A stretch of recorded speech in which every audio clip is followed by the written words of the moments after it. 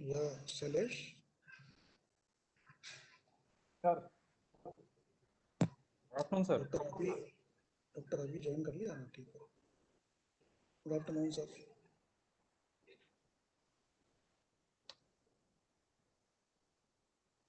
I think you can start now. Ah, sir. Good afternoon, participants. So this is Ravi here, and I believe you have already seen my previous sessions. So this is going to be another interactive hands-on session. I hope you have access to your systems where you can see and execute the codes that I am sharing. I have already put one file on canvas. It's named as tix.tech under modules. So you can open that, and I'll be sharing my screen.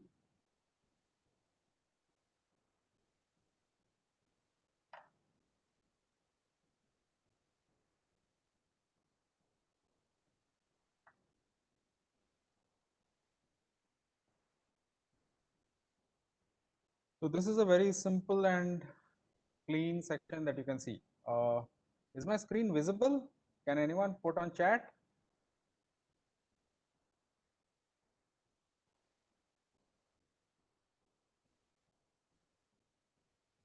Okay. Yeah, it's visible. Ravi is visible. Yes, sir.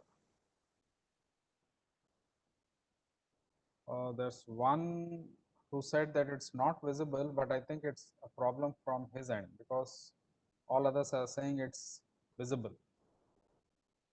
Okay, so in the preamble, as Saula sir had explained yesterday, this is the preamble, anything that is before the begin document. So of course, I don't need this. I only need just the document class and use package tix URL so far. Even URL I have put to display these URLs. So these are the references that you can see on the right, and whatever I am discussing right now is from this PDF.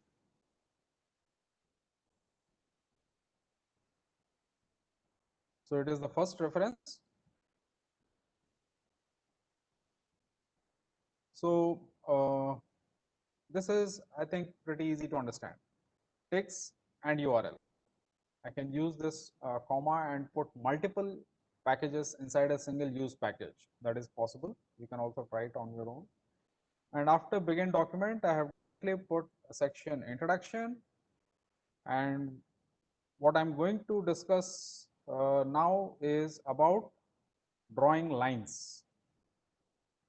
Not just drawing lines. I can Tix is a very powerful tool, and we can draw almost anything using Tix.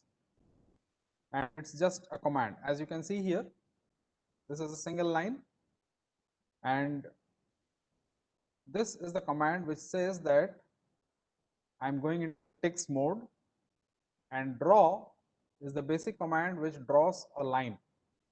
With backslash draw, it always draws a line, and line width specifies what is the width of the line which is going to be drawn.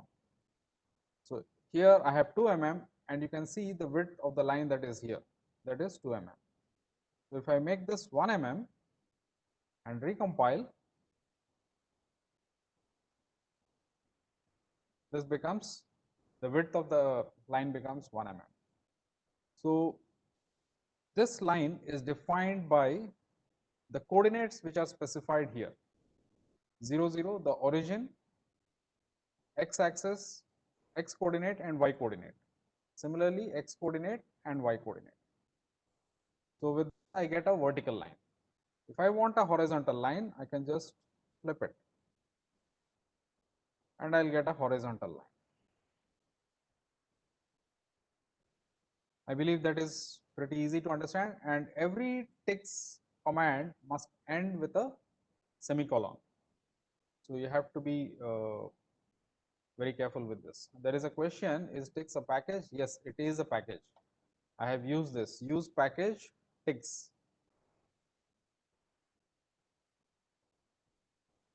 Now, going further, this is another line, similar, the one was 1 mm, and this next one is 2 mm, and this goes from 00 till 44. So this is how this has drawn.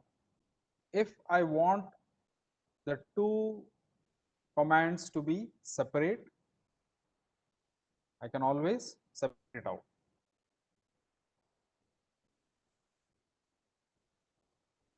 I hope that's understandable. Coming on to the next part,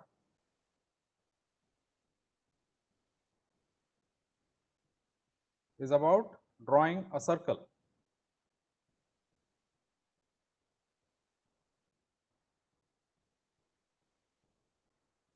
I believe this is understandable. I'm commenting out the previous part so that it becomes easier to see the view in the beginning itself. So here it's again same. It's again using a line to draw. The line width is 2 mm, and what it is drawing is a circle. Here in the previous commands, the line is given by these double dash. Okay, so I think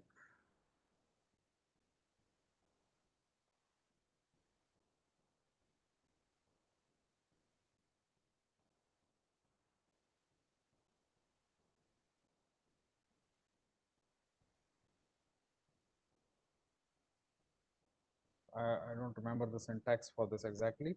Anyway, we'll come to this later. So we have a circle whose center is at the origin, and it has a radius defined by 30 points. So this is what I get. So if I want a bigger circle, I can go for say 60 points, and if I want the line width to be narrower, I can make it smaller.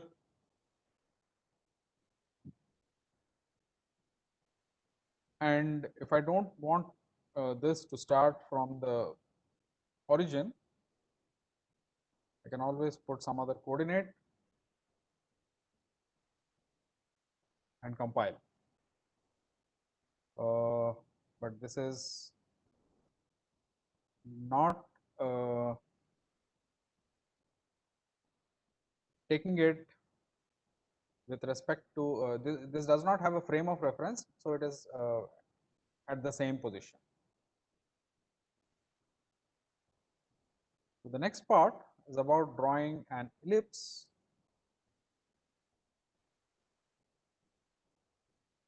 So here this again is starting from 00, and the major axis is defined by this 20 point and the minor axis by this 28 point.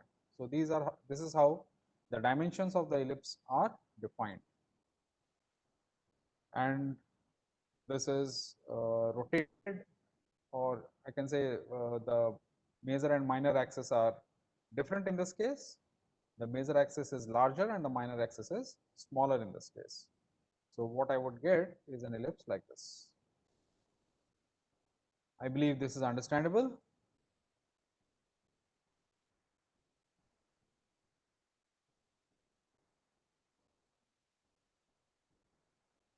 The next part is about rotating. If I want an ellipse is rotated, how do I do it? I put rotate equal to 45 degrees, and you can see from this axis it is rotated by an angle of 45 degrees. So if I want to rotate it by say 25 degrees, I can do it, and you can see it is rotated by 25 degrees now. And the next part is scaling. You have the option of rotating, and you have also the option of scaling your figure. So this is with 2. If I want to scale it 5 times of the original, it will come 5 times bigger.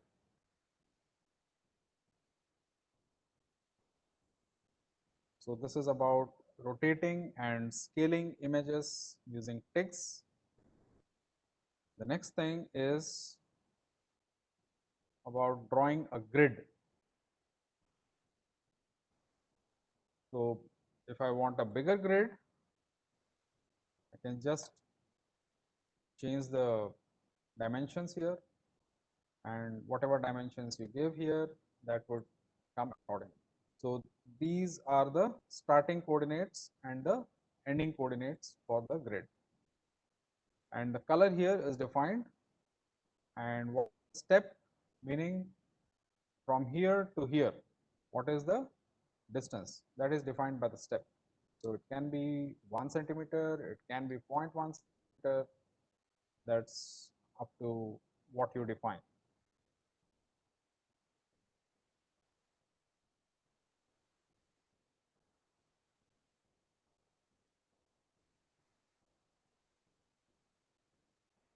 The next part is using ticks in figures. Okay, since this is an online compiler, I don't have this feature of block commenting and uncommenting. So I am I have uncommented this whole block, which actually gives me a triangle. So where does this triangle come from? I have put, okay, let's take it a bit more step by step.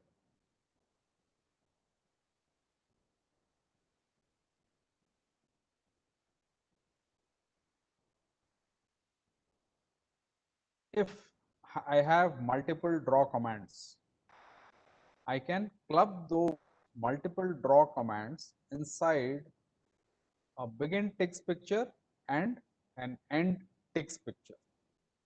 So with that, I can club multiple draw commands. So let's take it one at a time. What are all these draw commands?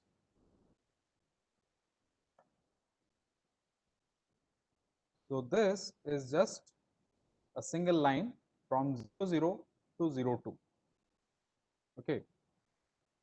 And the next one is another line from 02 to 20. So that would be this line. And the next one is another line which connects the two bottom points. So all these 3 commands can be clubbed together into a single draw command also, and that is command.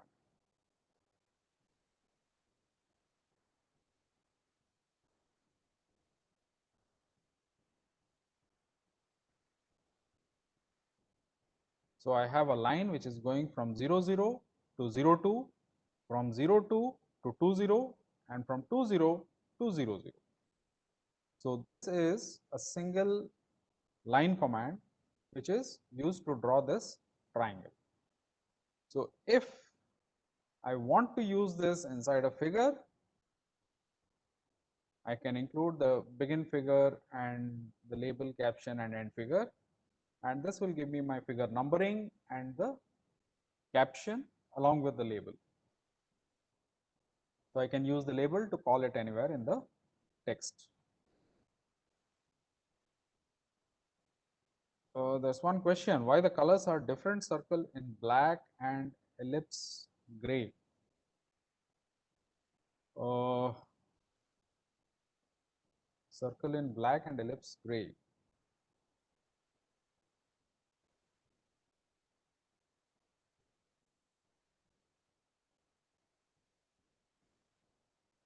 We have not, we will be coming to colors anyway, but here we have not defined any colors.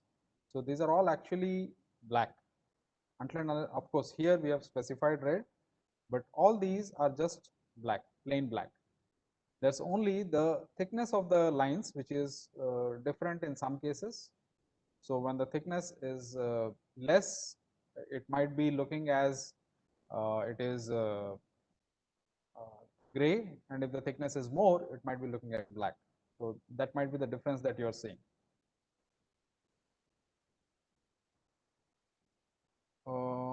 Is it that only those within braces we are editing? Those within braces?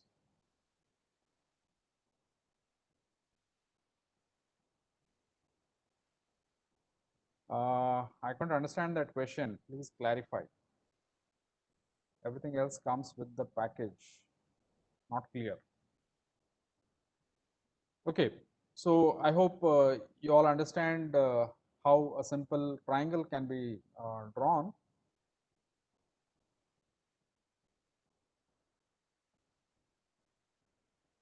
There's another question about how to change the perspective. I'm not sure what you mean by perspective.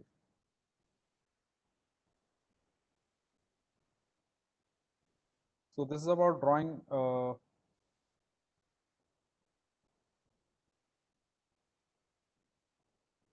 triangle. We are going to a more complex figure, which you see now on the right.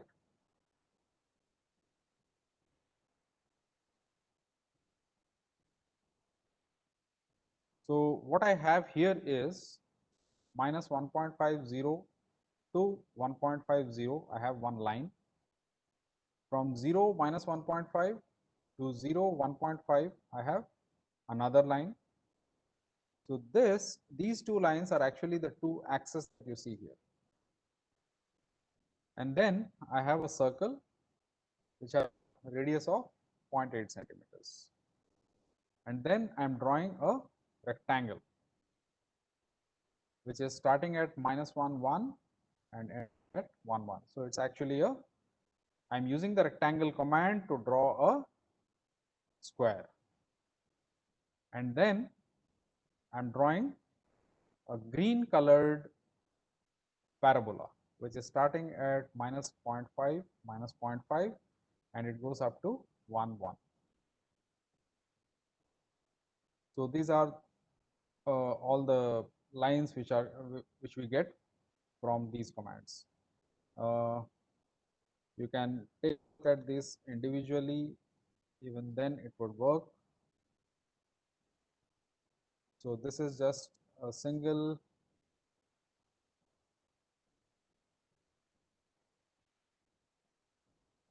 x-axis, and this would introduce the y-axis also, right? And then this will bring the circle, and then this will bring the square, and this will give me the parabola. I hope that is understandable.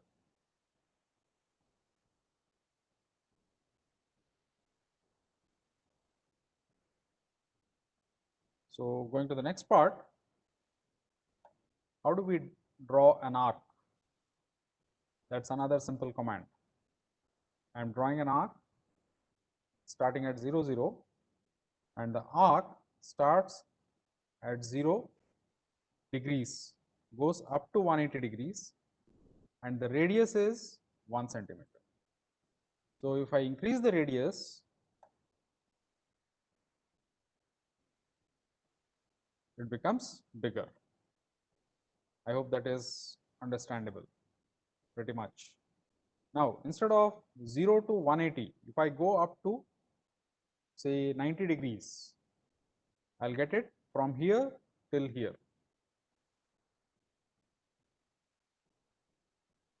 I hope that is understandable.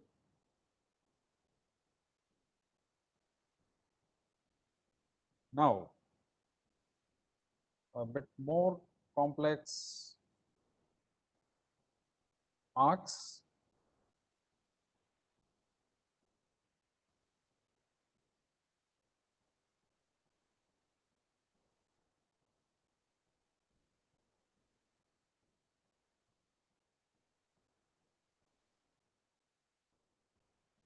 Okay, now this minus 0.5 to 0 to 1.50 and 0 minus 0.5 to 0 1.5, these are the axes which are drawn here, and this is my arc.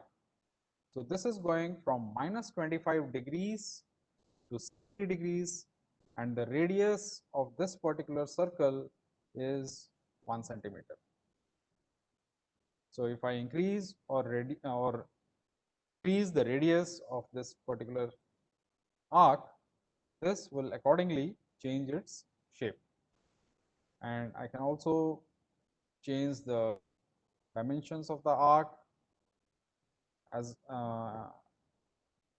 much as I want. So I believe this is understandable about how you can work with arcs, and we'll go to the next part.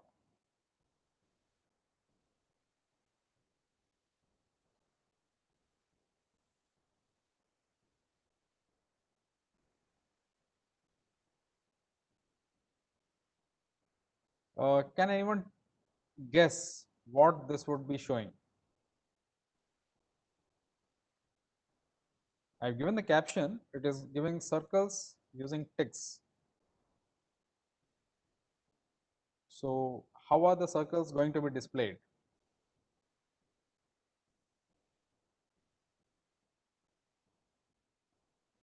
Thick shaped? Yes, it's going to be thick shaped because it's as very thick. Concentric circles, because they're all starting from 0 0. The origin, the center of the circle is at 0 0.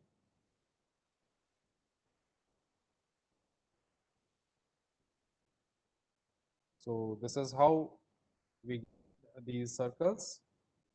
The very thick is given. So if I remove very thick, the thickness of these dashed lines, that would reduce.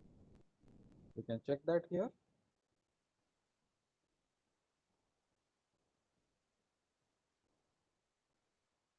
I hope that is now understandable. And now we move on to the next part.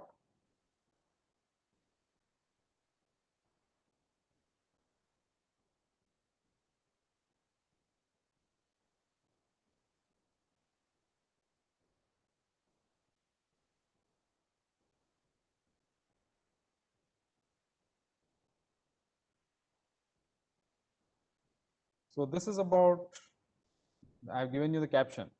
It's telling how we can get us using ticks. Okay, so what do you expect? What do you expect is the output of this? These are, I believe, familiar. These are the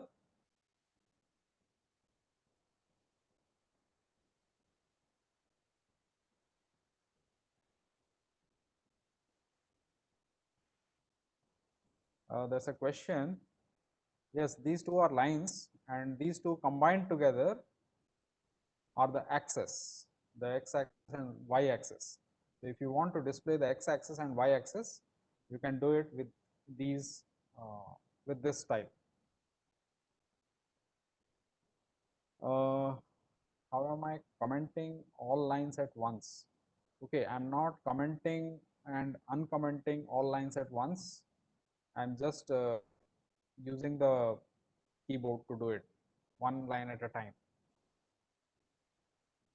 That feature of commenting and uncommenting an entire block is available in Text Studio or other. Means I can just select this entire text and I comment.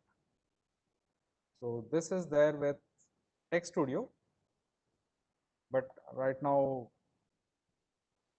using Text Studio, has its own advantages and disadvantages. So to show the output, this is a better platform. So I have chosen Overleaf.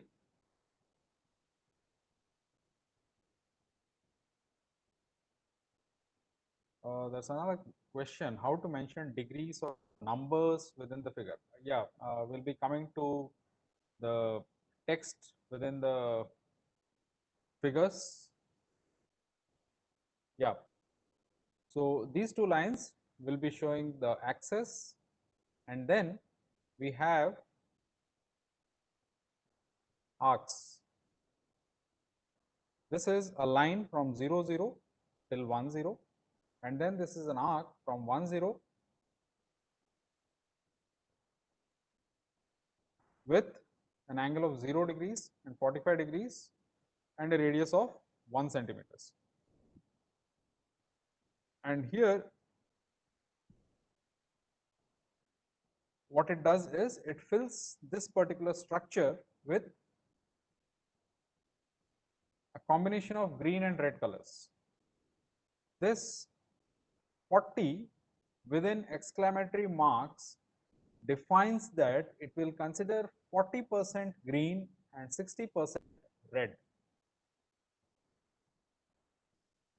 Argument within the arc, this is 0 degrees, which is the rightmost point of the circle, and 45 degrees would be this point. This is 90 degrees, and again 90 degrees, 270 degrees, and so on. So if I put 0 or 360, it will not make any difference.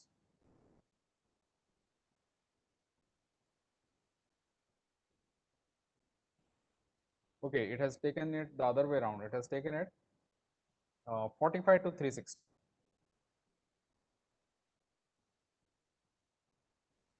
So if I'm doing it from 0 to 45, I'll get it from here till here.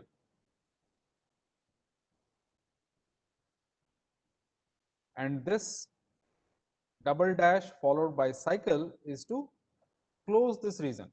What I am doing is I am starting from 0, 0, and then I am going to 1, 0, and then from here I am drawing this arc, and after this arc is finished, what I am doing is,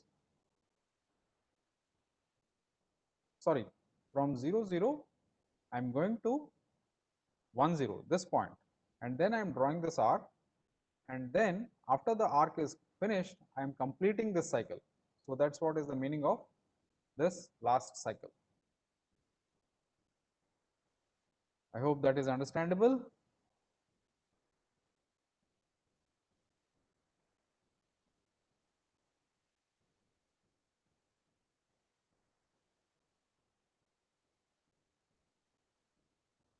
So that is about colors. Now I'm coming to the next part.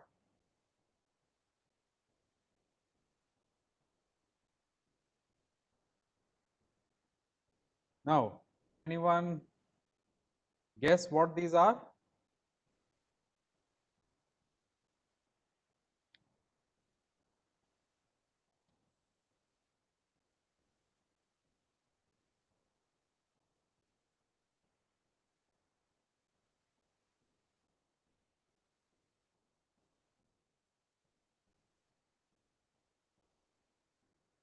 Yeah, can we make inscribing figure like a circle inside a square touching its sides? I think this is pretty simple. If you have seen the previous, the beginning example, we can go back to that. Where was that? Yeah. It's not necessary to do the entire thing. So this is the circle, the rectangle.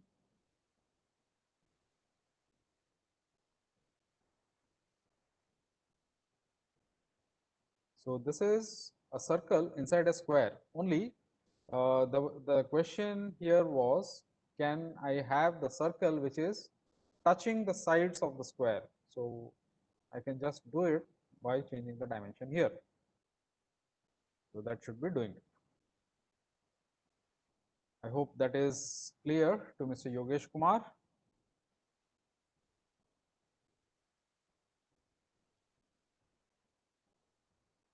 Now back to this example.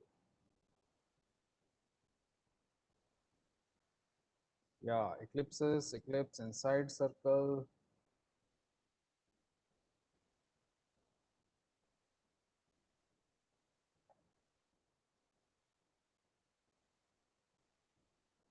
These are actually three different figures put together in a single figure.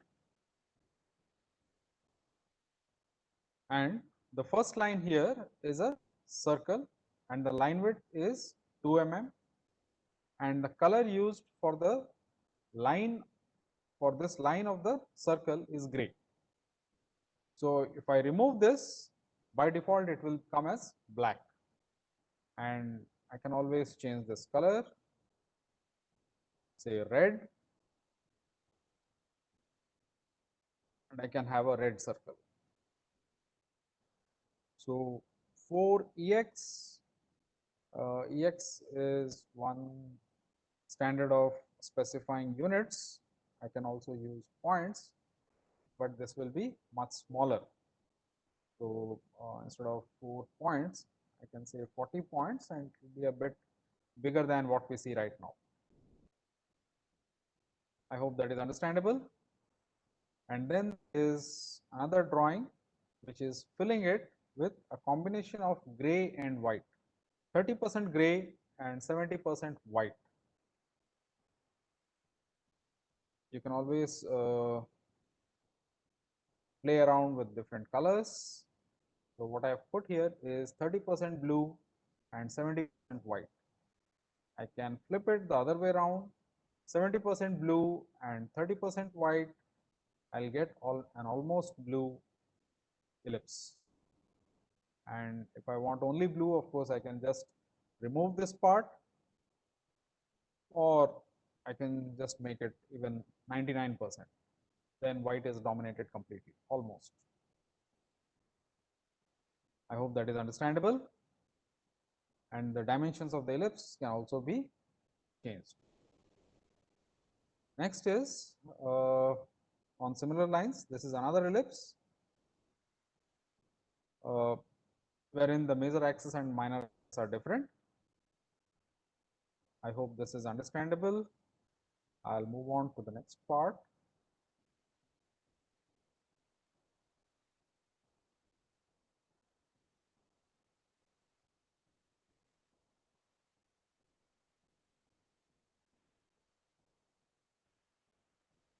This is about putting text in figures using ticks.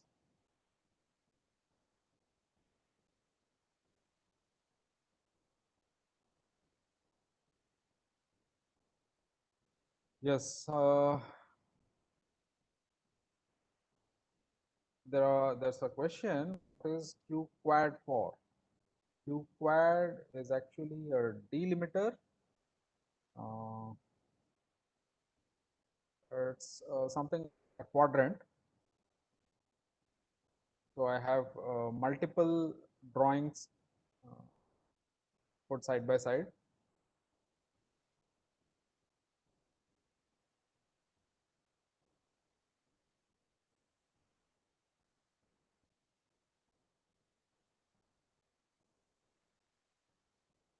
Have you worked around with figures, playing around with figures?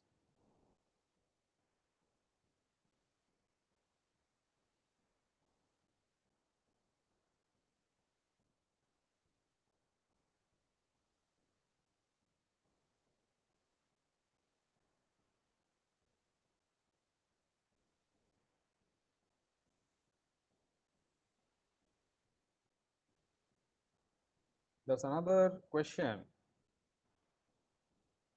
It's like setting the transparency. Yes, it is like setting the transparency.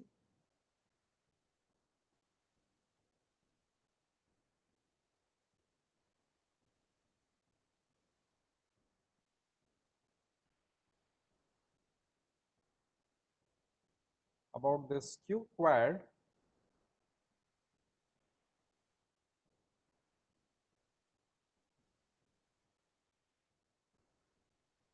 Well, let me just verify.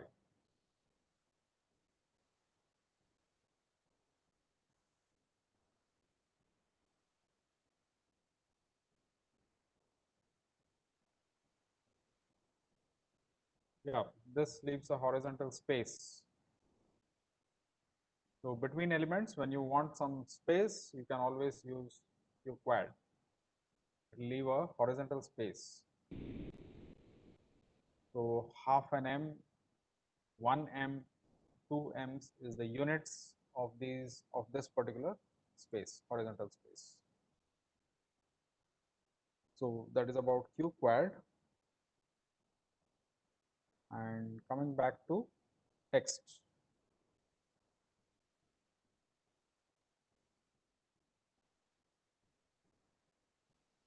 Yeah.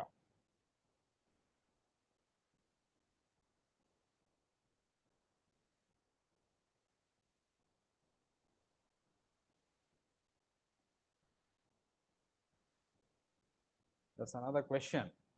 Supposing I want to embed a thin layer of material of a rectangular shape on top of a substrate kind of thing.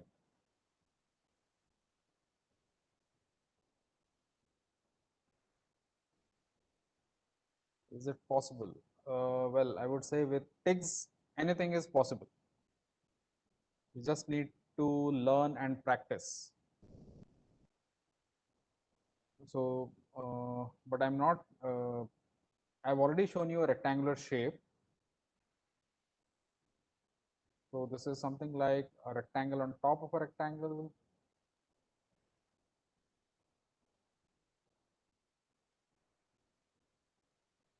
Okay, if you want something like a rectangle on top of a rectangle,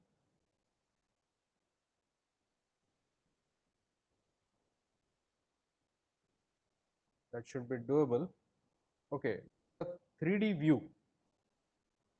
There's no audio. I'm not audible.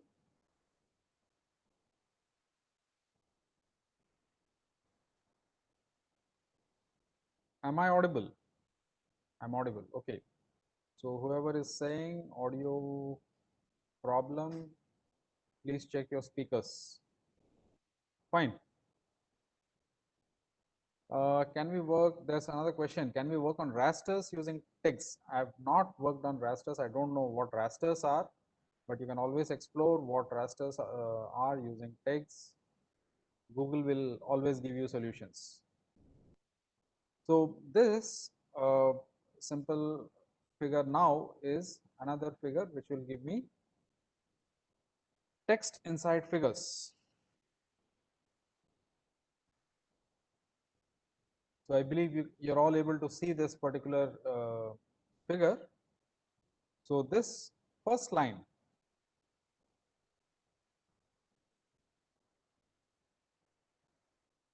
two rectangles stacked on top of each other.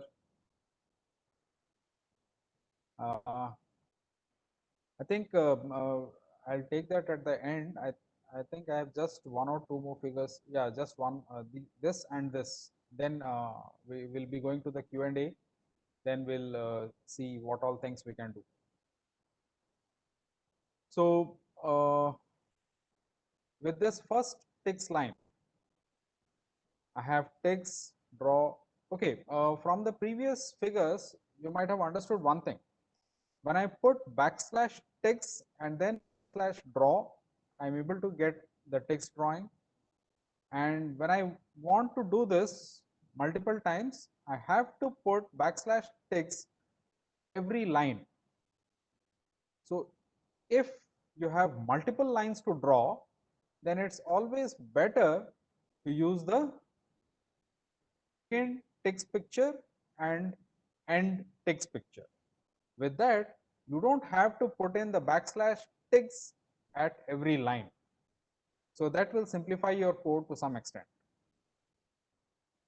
So this particular text code gives me a line starting from 1 1 up to 2, 2, where 1, 1 is a node numbered as A or named as A, and 2, 2 node which is named as B.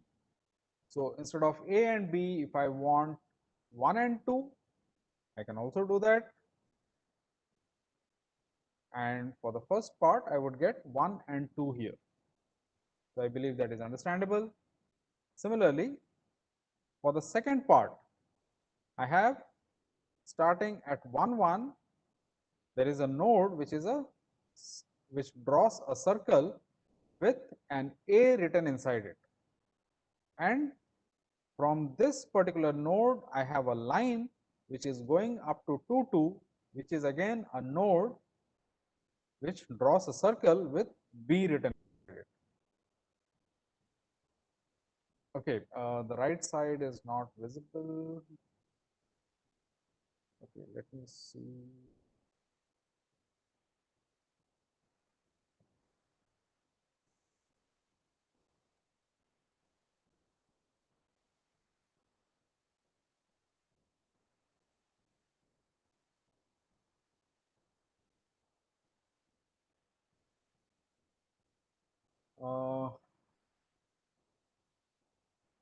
Click to hide. Okay, this way this can become bigger, but understanding this might be a bit tricky. So I'll come to, yeah, I think this is fine. I hope this is visible now. So when I go from node 1 to node 2, the first line, this is what I get, 1 to 2. And if I want to put it within circles, then I put it as node, draw a circle and put an A within that circle and connect with lines. So the line go from 1, 1 up to 2, 2.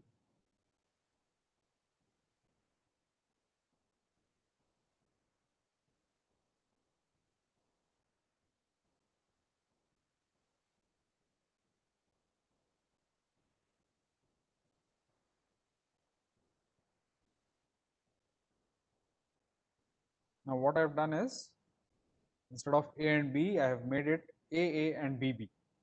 So what this node command is doing, node command circle drawing thing is doing is, it is drawing a circle which can accommodate the text that I put here.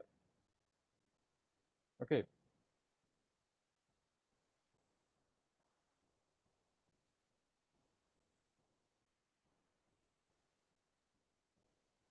Okay, there's another question. MS Word also has these features. Why are we not using Word for this?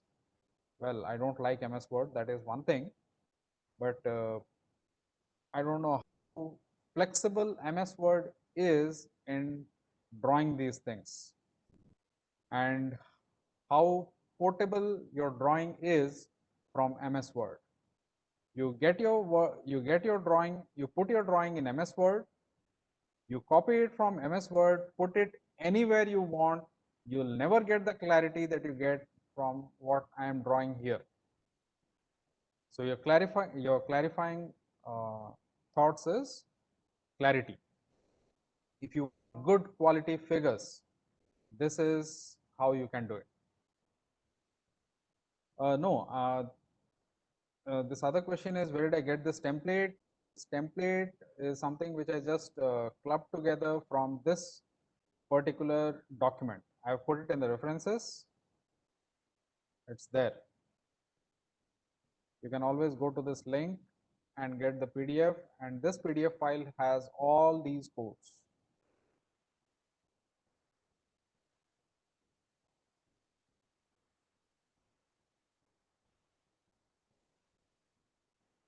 Now, so we understand this particular 1, 2 and double A, double B, and coming to the rectangle.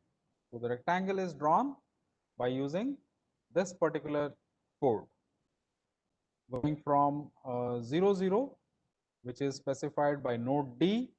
The next point is 2, 0, which is specified by node C. And the next point is 2, 1, which is specified by node B. and the next point is 0, 1, which is specified by node A, and this hyphen cycle completes the cycle. So I hope this figure is also again understood about how we can insert text with figures.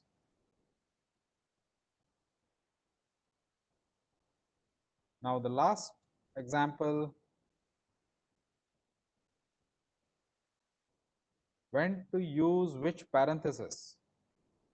Okay, let me show you in this particular example itself.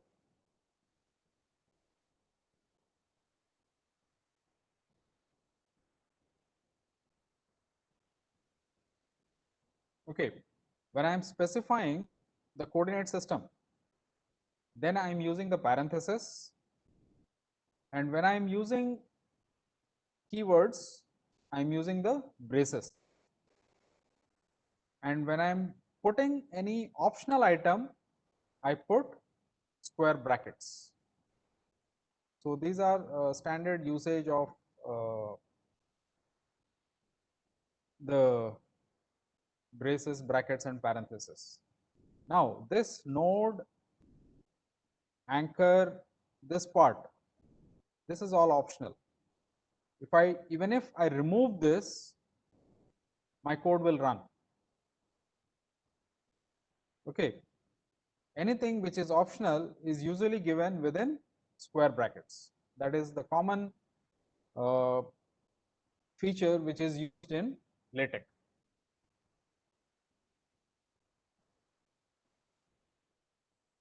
Now, so within this braces, the text A is given. So can anyone guess what would be the output of this particular figure? I call this a figure because I put this within begin figure, but it's actually a drawing.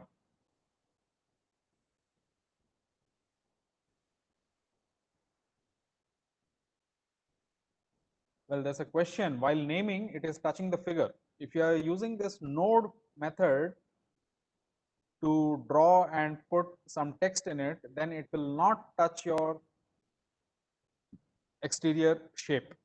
You can have an ellipse, meaning here, instead of circle, I can have an ellipse. I can have a rectangle, or I can have a,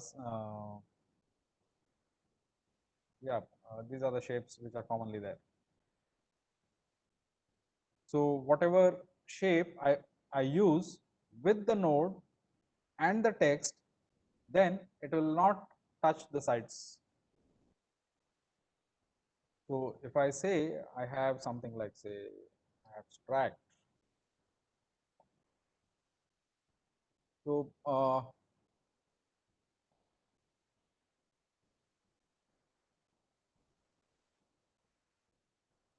see, as the text has increased, the size of the circle has become bigger.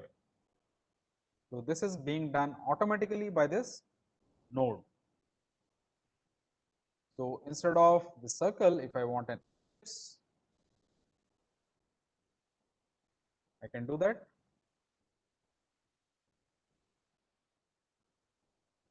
Well,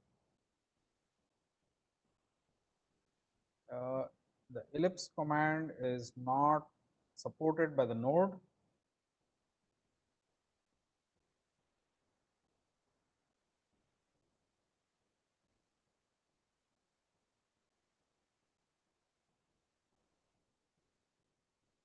Yeah, rectangle command is supported.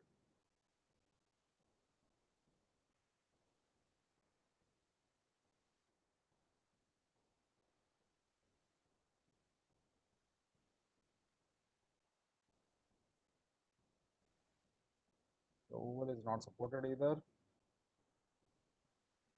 So we can have square, probably square is also supported.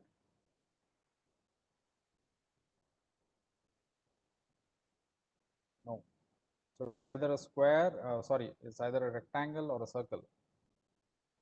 There may be other options possible, but we'll have to explore. Now, so this is about drawing two circles. The first circle is centered at 1 1 and the second circle is centered at 2 2, and there's a line joining 1 1 to 2 2. So I hope this is understandable. The rectangle is already here, so I hope it is clear. So this is all about I have planned to show. You can actually go through more of these in the references which I have shown you here. There is you can just search for text, PGF or PGF text or PS text. So this PS text is a much more versatile package, but it's equally much more complex to use. TIGS is simpler to use.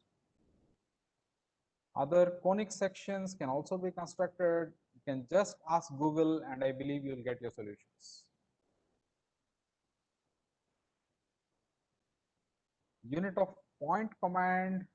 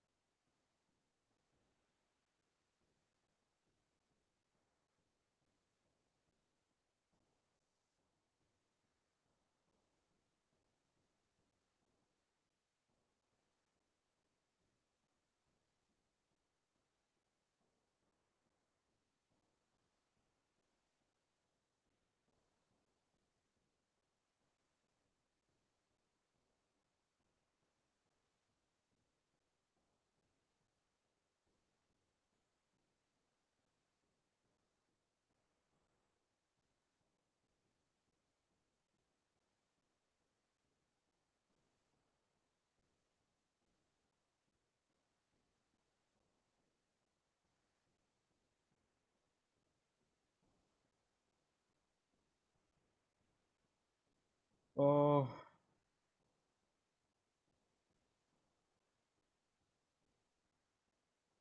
well, horizontal and a vertical line. Someone wants the unit of point command. I do not know what is the exact unit, but it is relative with the font size. So once more about drawing a horizontal and a vertical line, that is what I have shown you at the beginning itself, I believe. So this is what would give you the horizontal line 0 0 hyphen hyphen 40, and if you want a vertical line, you can just make it 0 4, you will get the vertical line. And I have some general question. Writing a paper or thesis using LaTeX, if I want to write mathematical equations in MS Word and rest of the contents if I edit in LaTeX, will my document look good? Because there are too many things to remember in equations part in LaTeX. Well, if you are not very comfortable with writing equations in LaTeX, there's always an option which is available in I think MathType. MathType has that feature. You can just select your equation and then right click, it will give you a LaTeX option. You can copy to LaTeX and put it in your LaTeX file.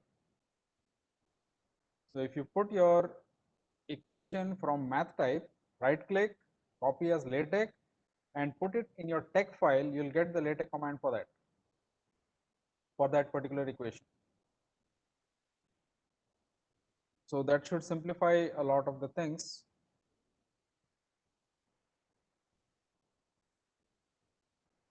But of course, if you want to import the equation as a figure, then you will not get the clarity that you want.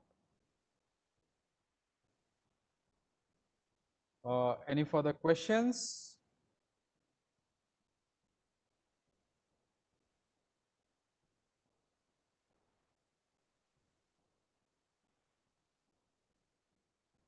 Well, MathType was available. Yeah, Now it's paid. There might be other softwares similar to MathType which are free. MathType is not the only equation editor. There might be others. You can just check those.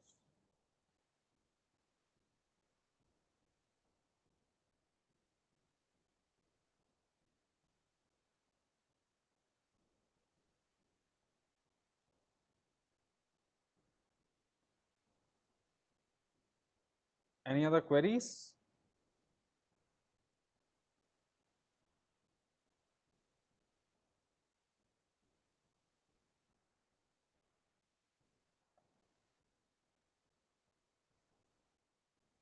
Okay, rectangles stacking on top of one another.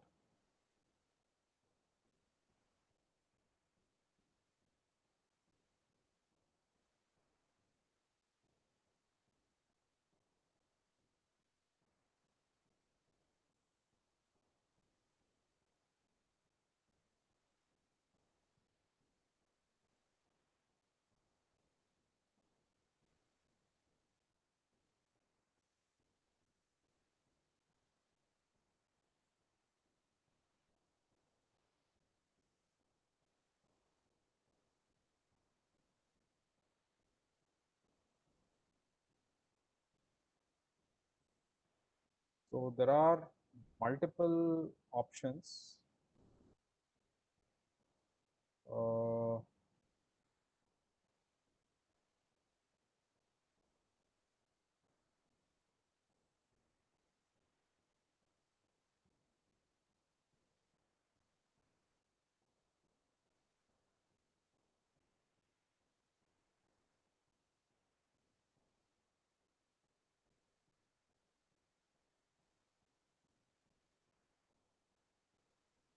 Free math equation softwares.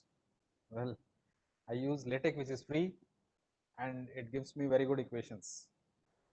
I don't use other equation editors.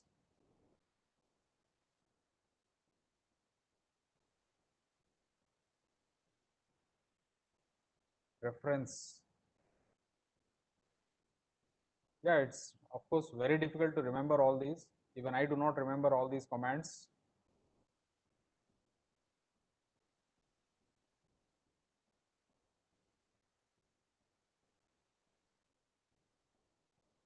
So if you just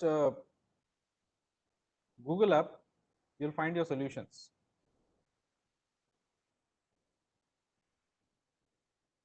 I believe we have the 2D stacking, two-dimensional stacking of rectangles that is given. The code is given here. You can just use this code as it is, or if you want only two different things, then you can remove the one which is dividing it into two parts.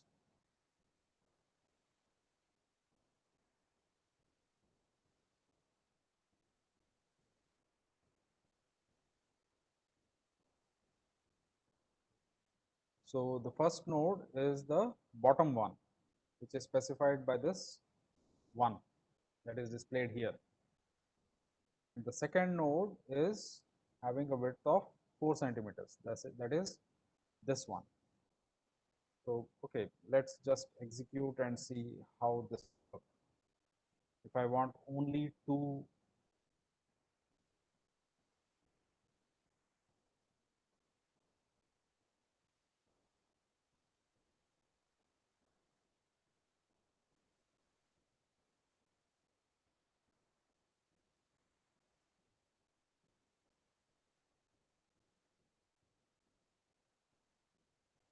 I would say don't try to remember any of the commands for LaTeX. It's not at all necessary. Just keep on using it. That's enough. As long as you keep on using it, you'll be able to identify uh, what command comes where and which command to use at which time. Just start using it. Whenever you feel that you do not remember something, just Google it up.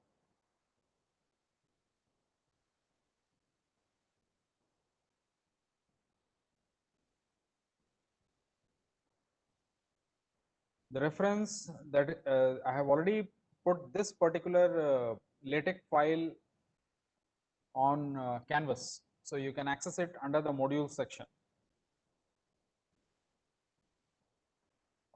This particular, let me just simplify this a bit. I'm removing 2 nodes, so I should be getting 1 node here. Yes. So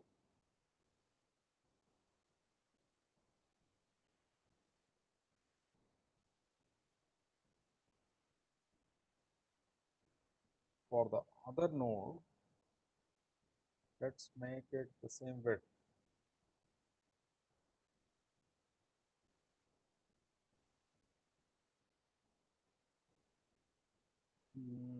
Height,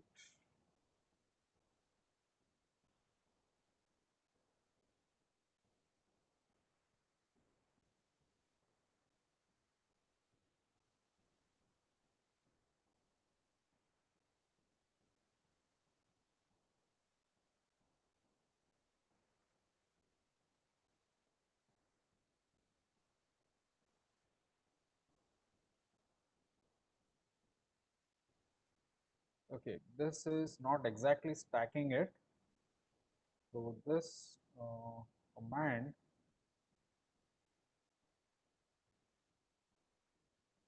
this is about draw a rectangle with minimum width of 7 centimeters. It has put the 7 centimeters.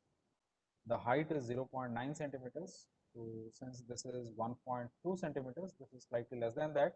I believe that's fine. And then it specifies the position uh, of the second rectangle above. Let me do this. It is above 0 of northwest of N1, and it is anchored to southwest.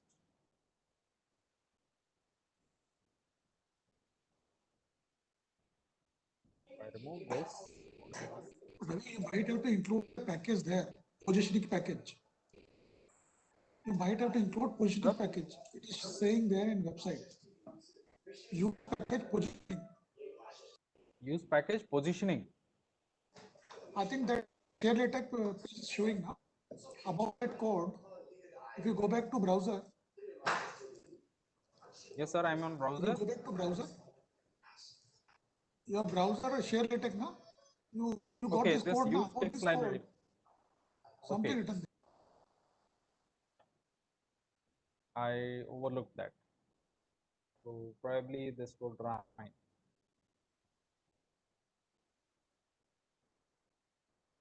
Well, so with that package, this becomes different.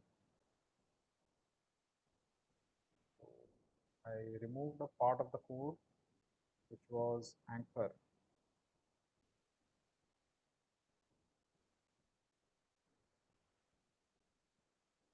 Anchor is southwest.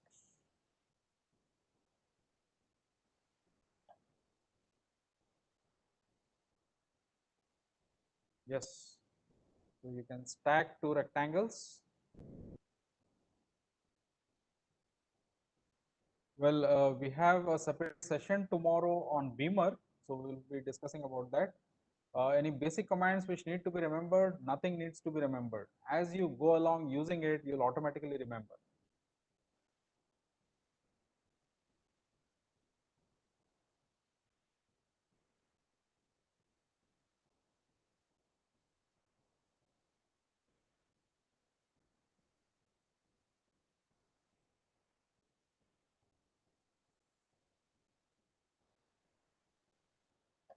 Oh, there are several questions here.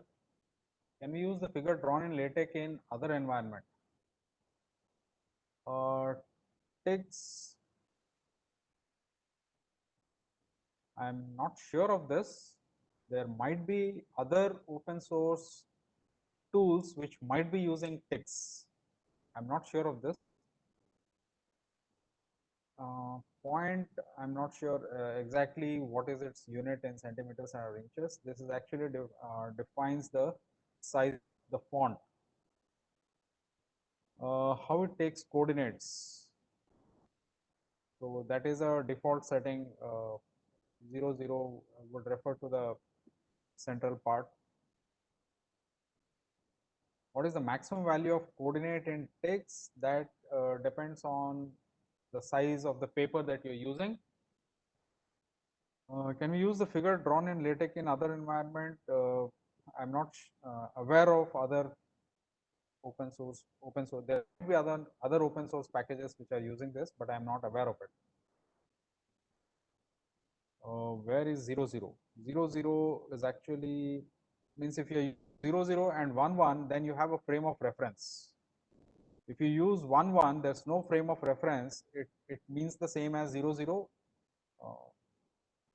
So it doesn't make any difference. So it has to be relative.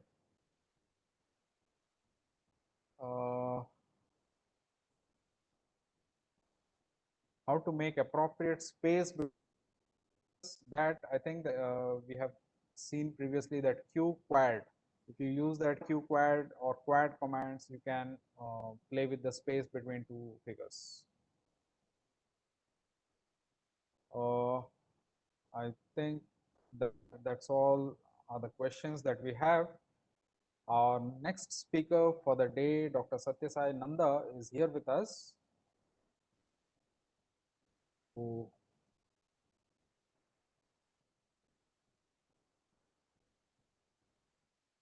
Vineet sir?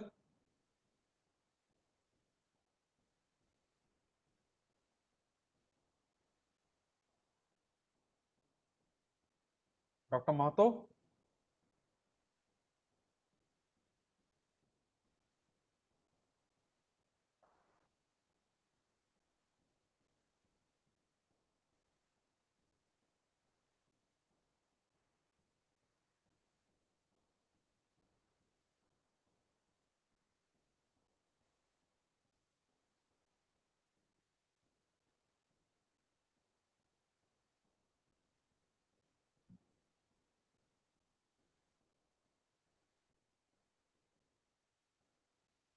So we have a speaker here with us.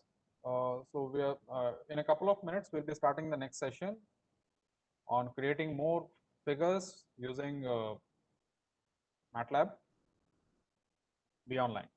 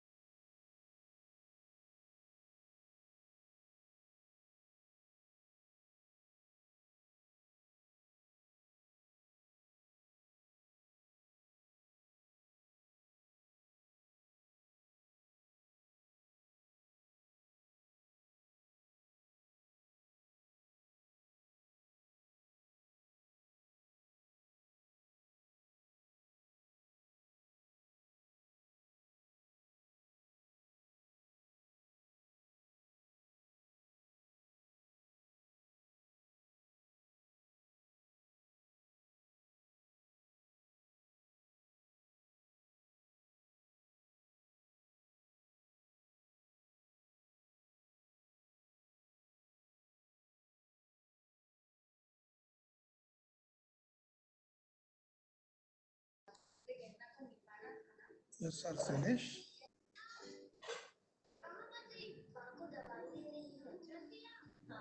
Dr. Ravi.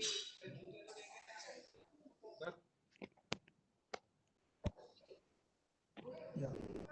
Welcome, Dr. Anand. Good afternoon, sir. Good afternoon. So, right now I am honored to welcome our next speaker, Dr. Nanda. So, Dr. Nanda is a senior member of the IEEE. He received his PhD degree from School of Electrical Sciences at IIT Bhubaneswar in 2013. Prior to that, he completed his research from Department of Ravi, voice is at not coming. IIT Rourkela. Ravi, voice.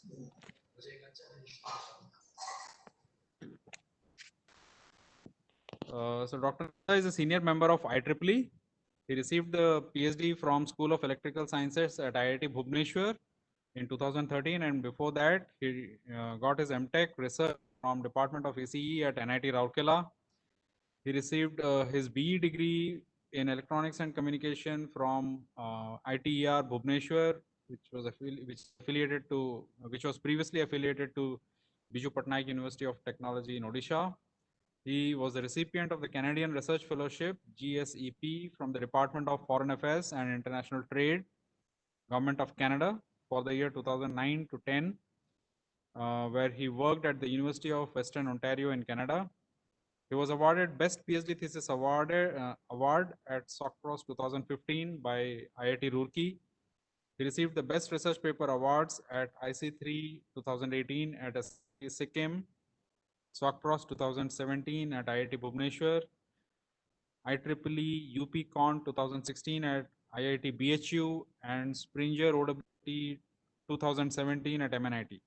He is the recipient of the prestigious IEI Young Engineers Award in the field of electronics and telecommunication engineering for the year 2018-19. He has received travel and research grants from SERB, UGC, CCSTDS, INSA, INAE, and he is the in charge of the digital signal and image processing lab at MNIT. And today he will be discussing about typesetting figures and vector graphics using MATLAB. Thank you. Over to Dr. Nanda. Thank you, Dr. Ravi, for giving such a nice introduction about me. Thank you. So I will be discussing some practical demonstration on the MATLAB.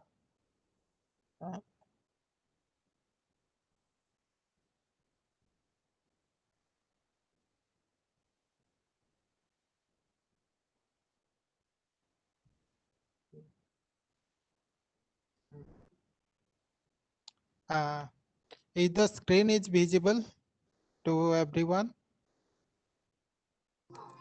This Yeah, it's MATLAB. visible.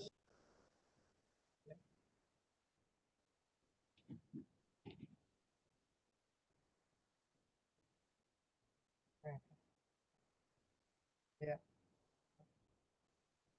So for the next 1 hour, I will be demonstrating on this MATLAB platform how to draw figures especially and some sketches in MATLAB.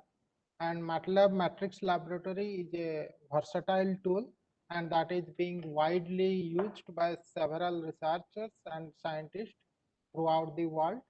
And this is MATLAB 15A version, which is the authentic version of our institute. Now the MATLAB 2020 versions is also available, and you can do a lot of research activities using this particular tool MATLAB. And normally you're starting from artificial intelligence based models to the deep neural network based model, all are now embedded and available in the MATLAB platform.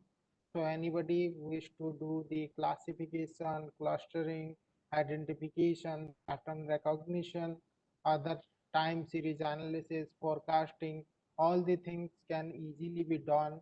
And the transforms like Webler transform, Stockwell transform, all those subunits are available in MATLAB. So it is a very powerful tool, I can able to say. So I will be demonstrating how simple plots can be effectively created in MATLAB platform. So first of all, I am showing this particular code, which is showing that there is a x. I am taking a variable that between 0 to 9. 0 is to 1 is to 9. That means it is x variable is taking value 0, 1, 2, 3, 4 up to 9. And if you will plot this particular variable, you will get a plot like this. And here in the y-axis, it is taking 0 to 9 value as it is showing, and the x-axis, it is by default taking the values 1 to 10, because there are 10 values are there.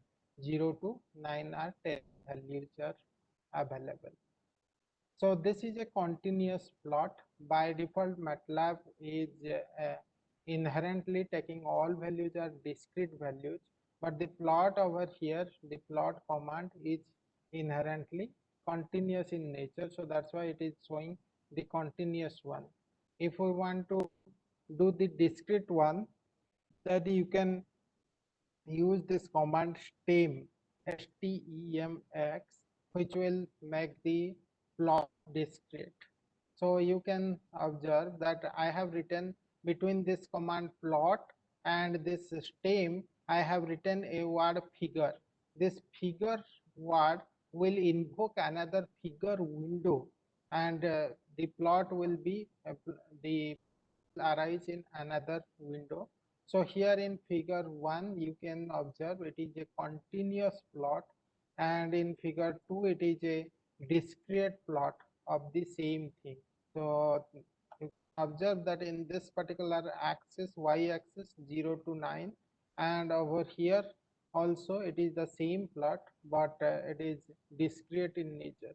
So at the first point, it is taking value 0, second point it is taking value 1, like that. This is the discretized version of plot. So any plot you can able to do in continuous domain as well as discrete domain in this particular platform. Now let's discuss about some more type of plots. That is, first thing, how to plot a mathematical function like sin x. All of us know that sin x is a very simple function which has been learned from our school days, and the sin x is having a period between 0 to 2 pi. That is, the sine function has a period to 0 to 2 pi, and after 2 pi, the signal is periodic. Okay. So here uh,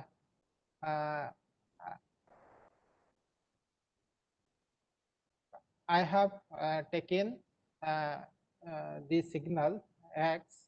X is a variable I have taken, that is 0 to 0 0.1 is to 2 pi. That means between 0 to 2 pi, I am incrementing the value of x by 0 0.1. That means if I will run this command, you will observe that this x value is nothing but increasing values between 0 to 2 pi. So 0 to 0.1 wise it is increasing, 0.1, 0.2, 0.3, 0.4, 0.5, like that it is increasing up to 2 pi. So 2 pi, you can observe that it is taking the value up to 6.20. So with 0.1 wise, so pi is 3.1, like that. 2 pi it is taking 6.2, and we are going to plot this y is equal to sine of x. Okay. So this x versus y we are going to plot.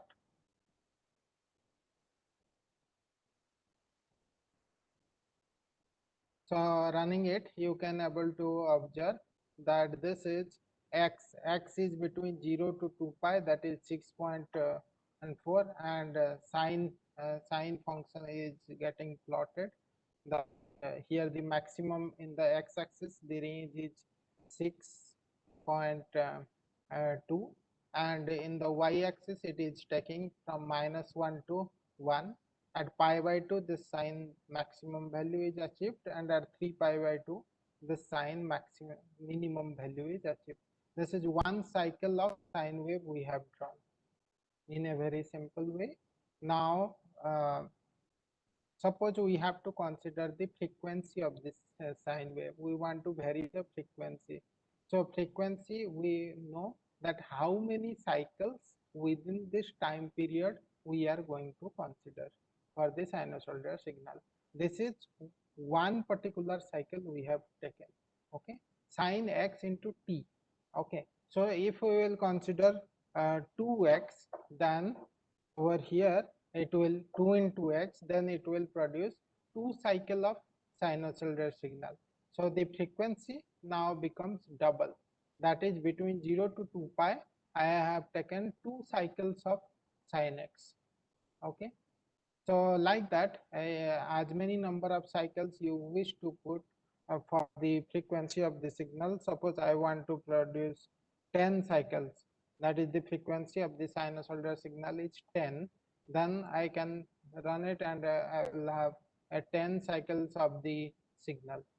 Okay, so for 10 cycles when I am taking, you observe that this is no more looking like a perfect sine wave, because this 0.1 difference I have taken, that is not adequate enough for sampling. So if I want 10 cycles, so here I have to make it further lower, or further I have to sample it lower, like 0.01 or 0.001, then only it will look like a sine wave. So with putting 0.001, so you observe that now it is looking like a pure sinusoidal signal. So you have to follow the Nyquist theorem for such type of drawing samples. Okay, so this is how we can effectively plot a sinusoidal signal. Now for in this particular plot, you know, this x-axis I have set it as x, and y-axis I have set it as sine of x.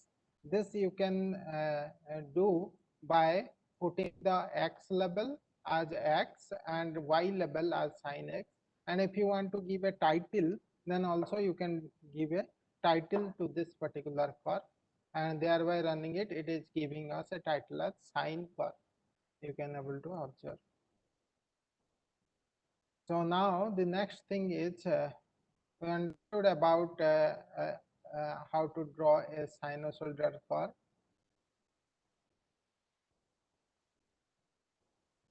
Now in MATLAB, how to draw overlapping plots. That is, suppose we want to plot a sinusoidal signal as well as a cosine signal together, then how to do such type of plot. So over here, suppose this same example I am considering, that is between 0 to 2 pi, I am considering 0.1 difference, and there is a sine signal, I am plotting it, and then z is a function of the cosine of the x. This x sine, y is sine of x, and z is cosine of x. Very simple. Two signal, that is both of the signal y and z, they are in the range 0 to 2 pi. Now we want to plot these two signals. One signal I want to plot in, you just have a look that this is the x-axis, x I am taking, and y is y-axis, and here this within the column I have taken as r. R represents red in color. So different type of colors also we can select in MATLAB. That is, R is for red, K is for black, G is for green. Okay, like that several type of color. C is for cyan, and M is for magenta. Like that various type of colors also we can able to plot. So here first I am plotting the sinusoidal signal, that is sine of x with respect to x with red color. Then after that I am using this command hold on. Hold on will keep the figure open, and after that this second plot will be plotted on it. Okay, so let's see what happens. So let's running it. You can have a look. As in this particular curve there are two graphs. So if you can able to observe that one is this green color graph and another one is red color graph. The red one is a sine function and the green one is a cosine function. So the sine and cosine, both the plots have come one above the other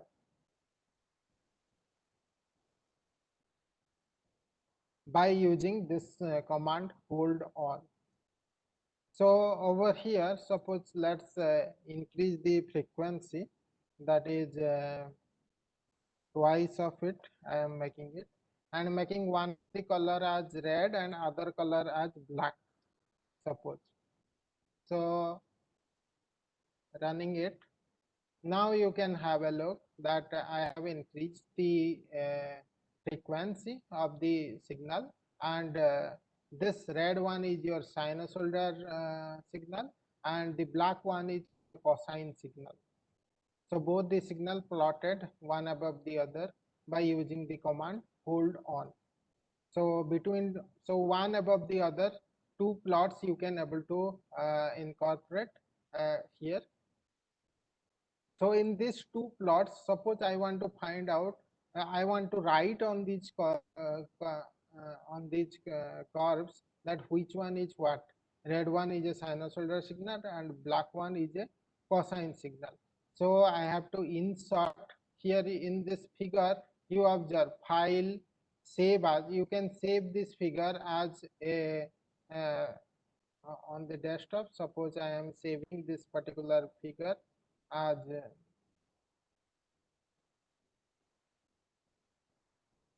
sine example, and it will be saved as a MATLAB .m figure. You can observe that this is .fig is the extension. So this is the figure that has been saved there. Now here in this insert, you just have a look X label, insert X label. Here I can able to write X and insert Y label. Y label I can able to write as signals. So my Y label is given over here as signals, and insert here there is ligand. So ligand option here, this red one you can able to name it as this is a data one, and here I can name it as a sinusoidal signal and sine of x, and this data 2 I can name it as cosine of x, cos x. So that is how you can distinguish and this ligand also you can plot wherever you wish, wherever you have free space on this window you can plot it, keep it there, and that is, and again save it. So this is how you create a professional plot of sine and cosine, two plots to get together on one window. Now on this, if I wish, I can able to make grid on, and then running it, you can observe here this 2D grid has been on.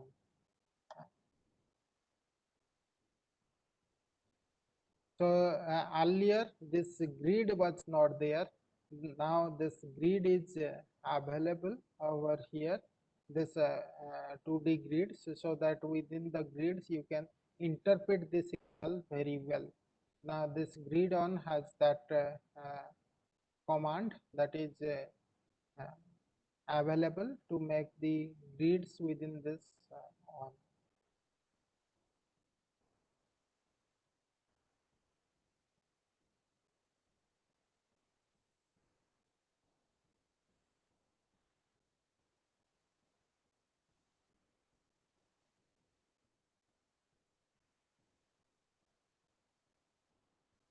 Now let's observe some more things.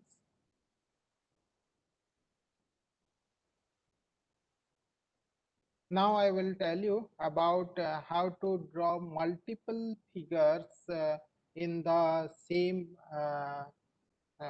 window in the form of subplots.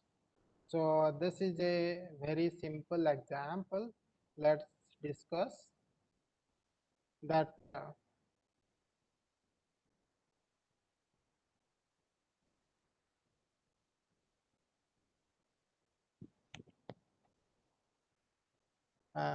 Suppose this x is between 0 to 2 pi we are considering, and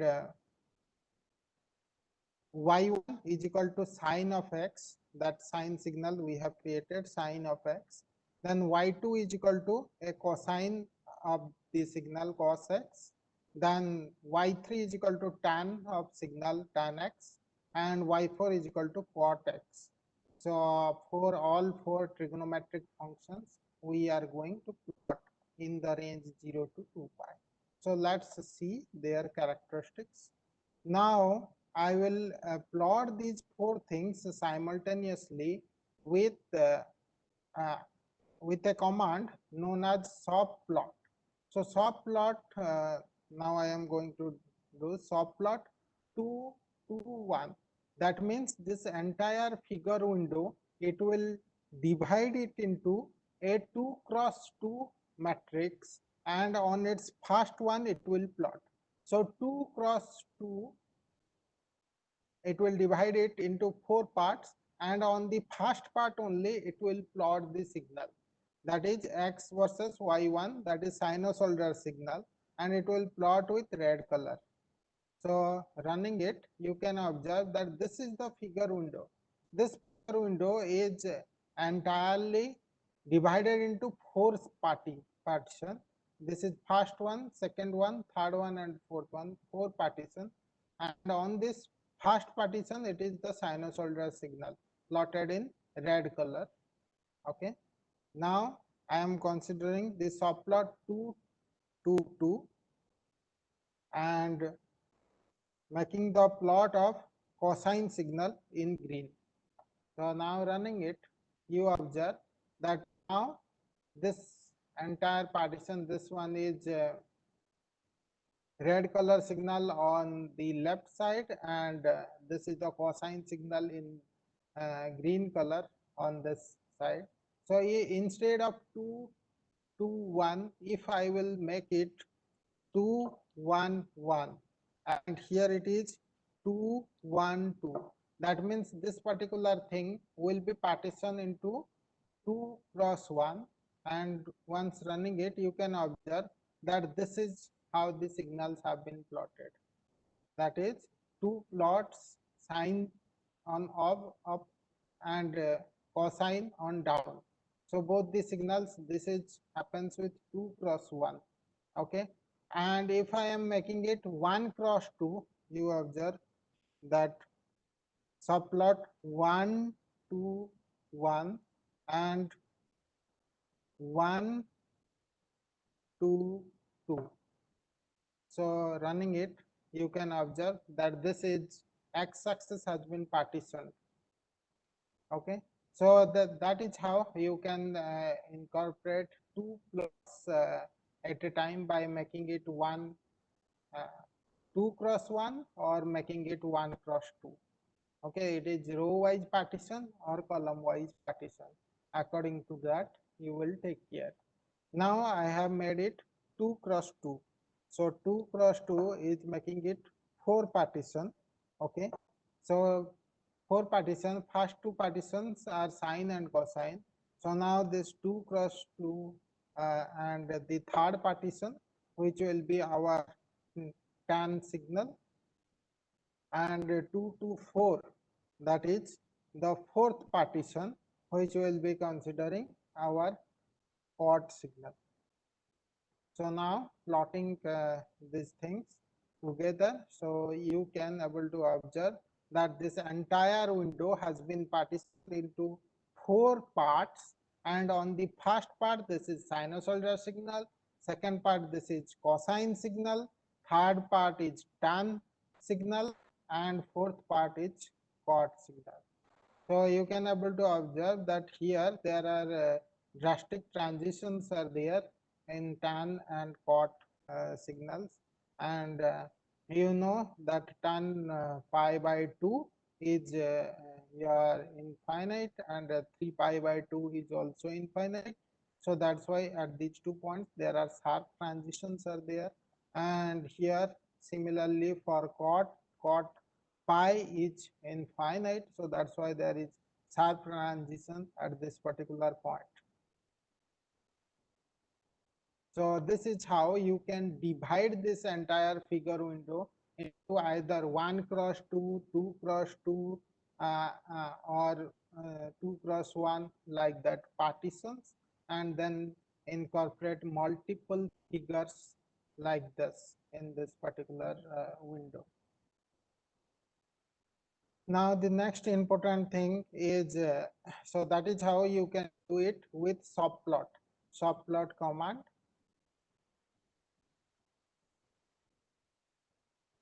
Now another interesting thing is, let's draw a circle in the MATLAB. Okay, circle with having certain radius.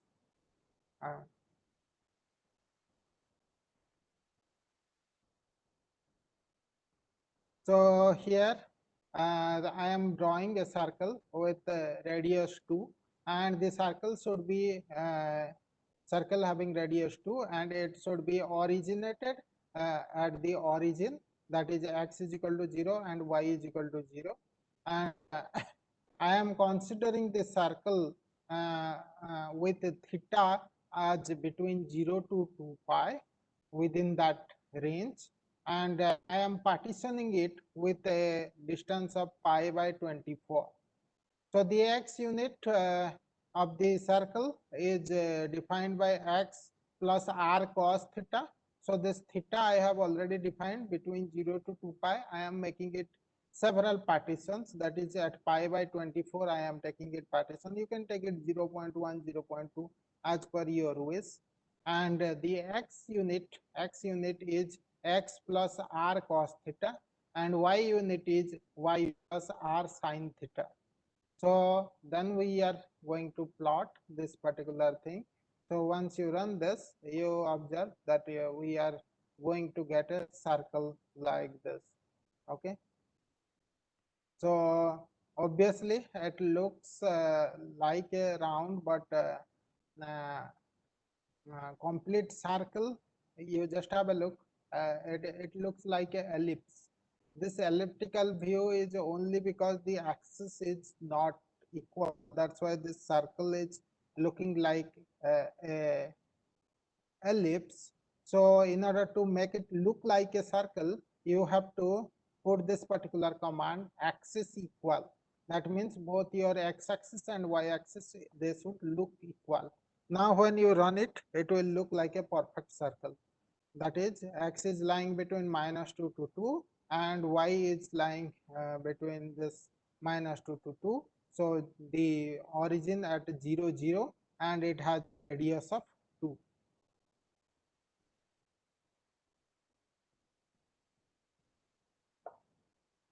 So this 2 also you can make it more like 4 or anything.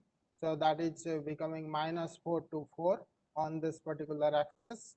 X-axis is -4 to 4, and y-axis is also -4 to 4. So as per your wish, you can change the dimension as per the radius. If you wish to increase and decrease the radius, you can able to do it for plotting the circle. So now this is a continuous circle, and if you want to do it stem, then it will just have a look. If you do stem, then what happens? So you observe that with stem, this is how the thing looks like. So this is discrete. It has made all the value discrete. Okay.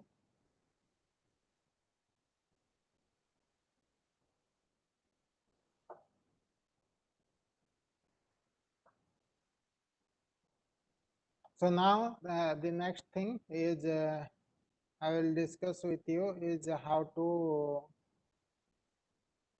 plot a wave function using MATLAB.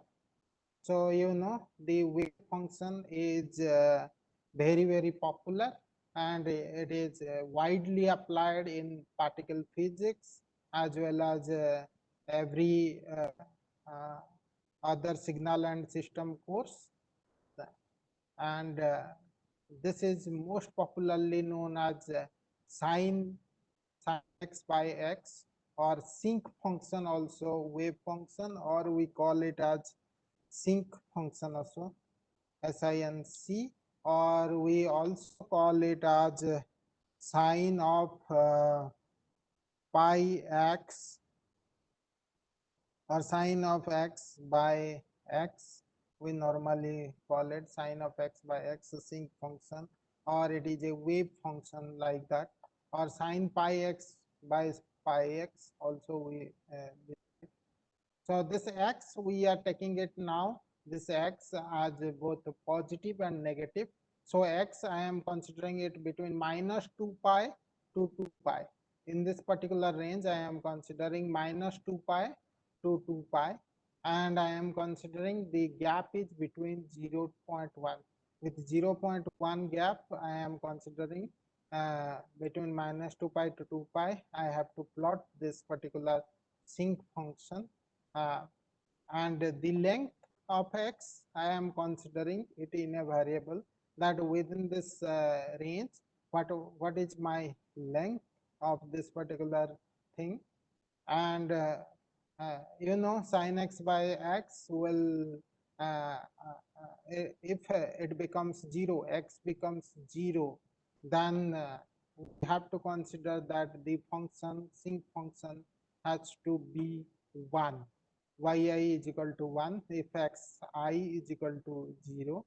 So here I am writing a loop. For plotting this particular wave function, I have to write a loop that within this for at each instant of x, what will be my y, what will be my sin x by x value. So for I varies from 1 to z, that is from beginning to the end of the x, I am considering if xi is equal to 0, that is if x becomes 0, xi becomes 0, then yi becomes 1. Otherwise, yi is equal to sine pi xi divided by pi of xi. So this is what sine pi xi divided by pi into xi. So that is what I am ending the loop. If loop I have ended over here, and for loop I have ended over here. Okay. So now let's plot this particular y function with respect to x. So this plot xy, I am doing it. So running, you just have a look. This looks like a wave function. Okay. So when x is equal to 0, you can observe this x-axis. When x is equal to 0, the sine pi x by pi x value at y becomes 1, and at all other points, this is varying from minus 2 pi to plus 2 pi. So in the x-axis, this is starting from minus 6.2 to it is varying up 6.2, and you can observe that in both the sides this wave function is decreasing. Initially these are high, and this components are exponentially decreasing with respect to time. So that is how you can plot the sine x by x or sync function using this MATLAB tool. So now again I will tell you another interesting function uh, and application of histogram plots. So there is this interesting function is known as a random signal. So a random signal is something which has the probability of non-occurrence. That means a random signal do not repeat itself. And whenever we plot this random signal, just have a look. First x is equal to rand 1 comma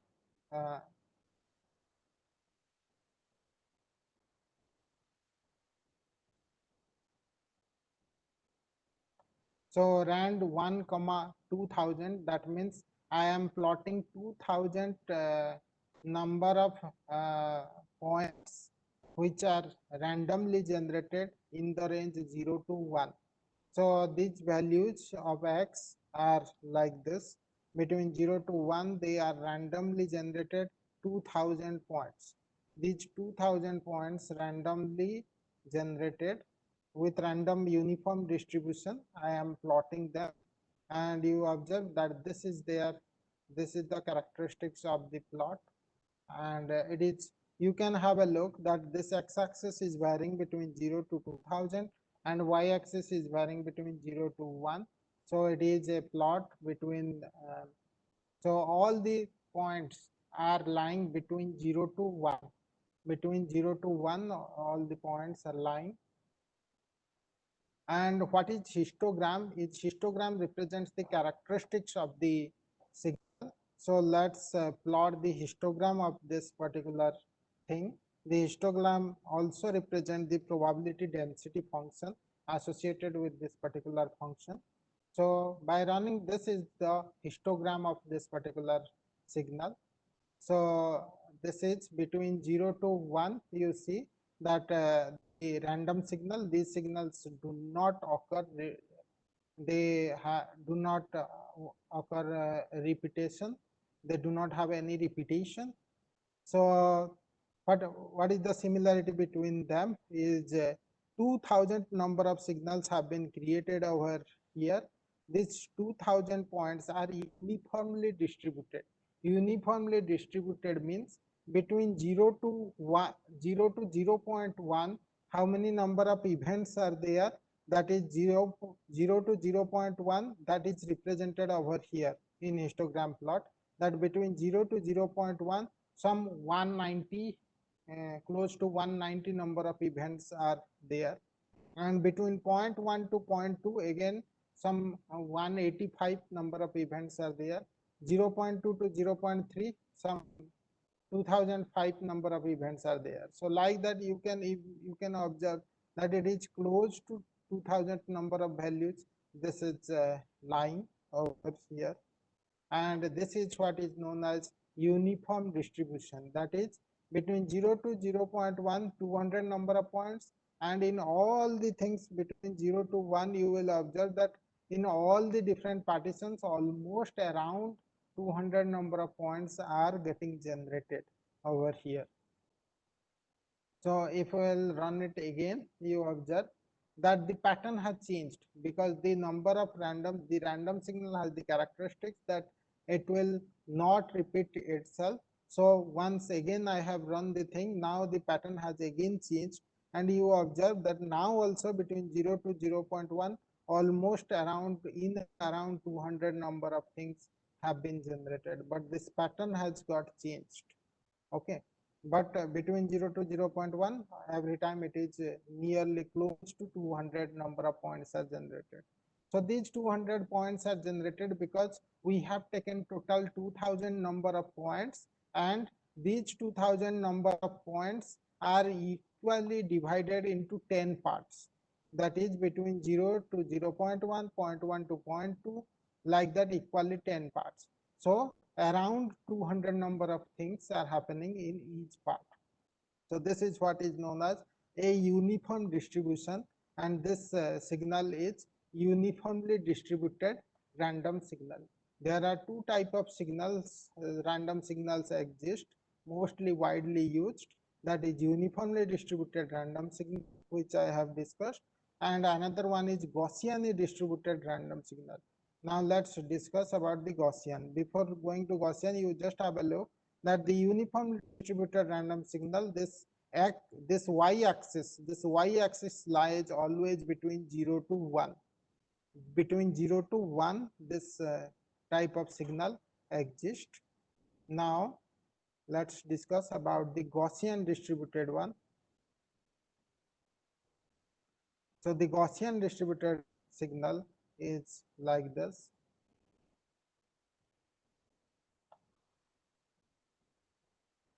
So this is what is known as Gaussian distributed random signal. So over here again have a look at the y-axis. Again 2000 number of points we have taken, but in the y-axis it is not between 0 to 1. It is between somewhere -4 to 4. So when we are talking about the Gaussian distributed signal, that is rand n. The command over here is rand n, and for uniform signal the command is rand. So that is the difference, and over here you just have that the signal patterns, they are both positive as well as negative, but the uniformly distributed signal, they are always taken as positive over there between 0 to 1, but here it is both negative and positive. And the distribution, this is what a Gaussian distribution is. It is almost like a bell shape, almost like a bell shape. It is not uniformly distributed signal. Everywhere 200 constant is not there. So over here it is slowly increasing like a bell shape. It is increasing and decreasing. So here also, if it is, if we will run it again, the pattern will not remain same. So the pattern has changed now. So the type of Gaussianity also changes, because random is also Gaussian in nature. So that is how you can plot the histogram of the particular signal and understand its characteristics of the particular signal. Now I will tell you another interesting thing, how to plot the 2D and 3D data in MATLAB.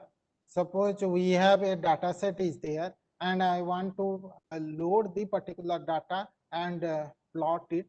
So here this is a in this particular folder, let's open a data set. So here this is a particular data set. You observe data set means it has a number of points are there, and here it's a iris flower data set. So it has 150 number of observations and 150 number of means rows, and in each row there are 4 columns, and the data is like this. The data has 150 rows and 4 columns are there. So you can able to observe this particular data. I want to import it in MATLAB and want to plot this particular data and to understand its various characteristics of this particular data.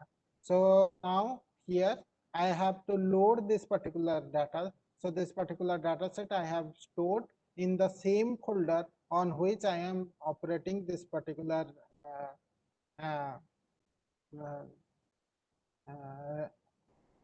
thing. So this particular thing I have stored in my desktop, and this irism.m, this data is also stored in the same folder. So now I am loading this particular data, so I do not have to give path for it, directly it's able to access. Otherwise, if the data is kept in any other folder, then you have to give the path over here. So after loading this particular thing, I want to plot its 2-axis. So this is what the plot is. You can have a look. As I have loaded this particular data x. Yeah. And you can observe over here after loading, this data looks like this.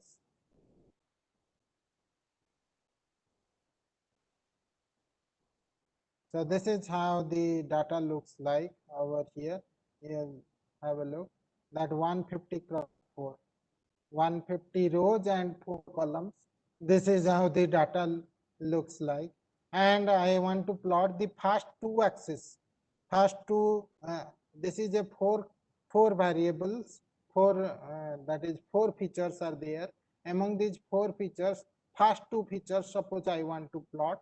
So the first two features which I want to plot of this particular data, I want to plot over here. You can observe that this all rows versus x, all rows versus first column. This is the first column and this is the second column. So I can plot this x all rows. This column is for all rows and for first column, and all rows versus second column. So I want to plot it with circles, and this circle should be k means black color. So that's why I have written circle and k. So running it, it gives me like this plot. So these black dots are my data points, and this is the first row versus second row, and like that you can able to plot also the last two rows also. So that is third versus fourth also you can able to plot. So that is how it looks like. This is the plot with third versus fourth. We can able to observe this particular characteristics of the data. And instead of black dots, if you want to plot with something, like suppose I want to plot it with the triangles,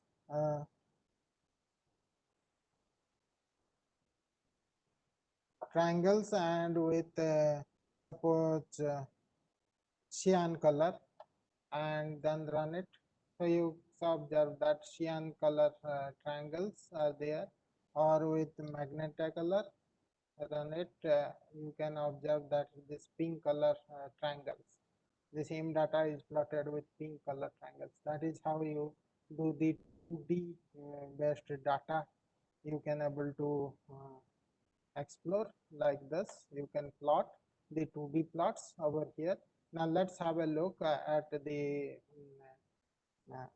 3D plots. So 3D data plots. So this is the for 3D data plots. You can use this command plot 3 for the same data, and its first three things. All the column is to 1, is to 2, is to 3. So first three columns I want to plot in the 3D, and I am making the grid on, and uh, this is what I am making the X level, Y level, Z level, and the title of the plot. So running this particular thing, you observe that this 3D plot has come out. First three features, that the data points. Now this is one axis, sepal length, sepal width, and petal length of the data set, and this is the flower data set with the three features. And you can observe that these in this particular 3D plot, these are the points. Okay, each point has three features over here. In this x-axis, y-axis, it represents sepal length, sepal width, and in the y-axis, it is in the z-axis, it is petal length. So this is the data with the three features. So if you wish, you can make it also more colorful. Like if you want to make it this one with mm, R, that is red color, or with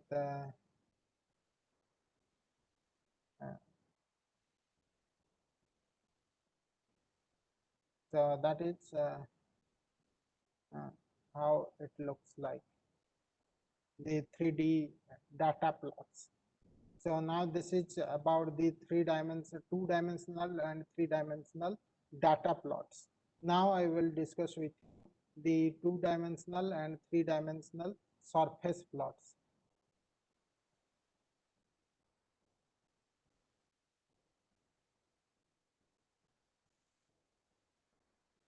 So to discuss, so this is my last example. Hope I am not running away with time. Can I take 5 more minutes, Dr. Ravi? Yeah, so this is 3D surface plot I want to discuss now. So this is, here I have taken two variables for x and y, and I want to create the z as a 3D function, that is z domain, that is j is a function of both x and y. And here I have taken the variables like w1 is varying from -50 to 50, and w2 another variable is varying from -50 to 50, and I am plotting the thing j function uh, as j is a function of w1 and w2, and it is a function of w1 square plus w2 square and its 0.5 multiplication, and it is a function of again w1 w2 into cosine this particular function and the sine of this particular function. So the w2 into sine of this particular function. So it is a multiplication of this square of the function, and sine and cosine nonlinear functions are there.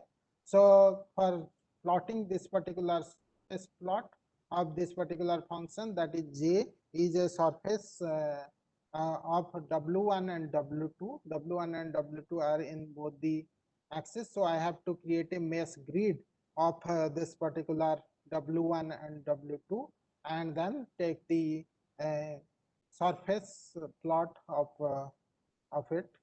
That is, the command is mesh of j, mesh of j. So I am running it. You can have a look that it has created a 3D plot, 3D plot. So this is the 3D plot. You can able to rotate and have a look at it also. So how it looks like plot, 3D bowl shape plot. Uh, uh,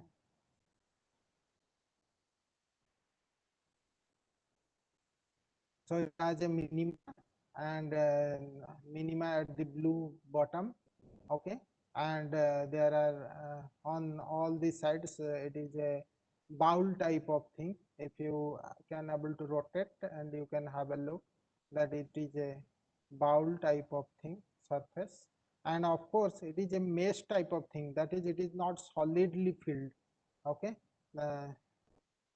it is not solidly filled, and if I want to solidly fill this particular thing, so instead of mesh I have to use this command surf.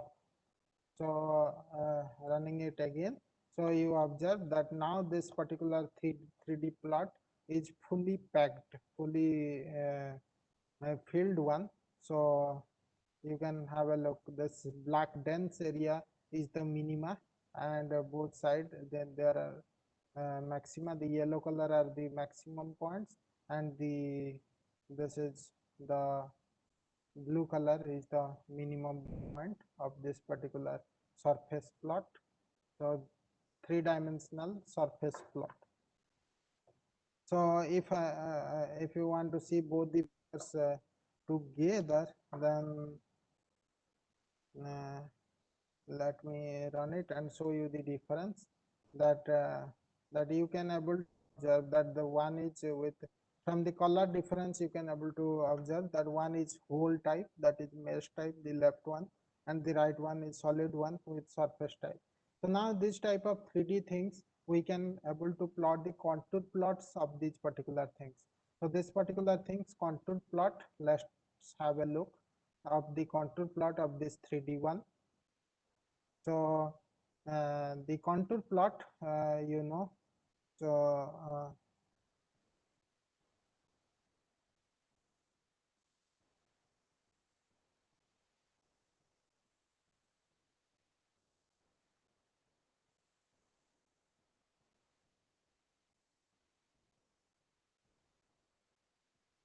so this is the contour plot of this same thing.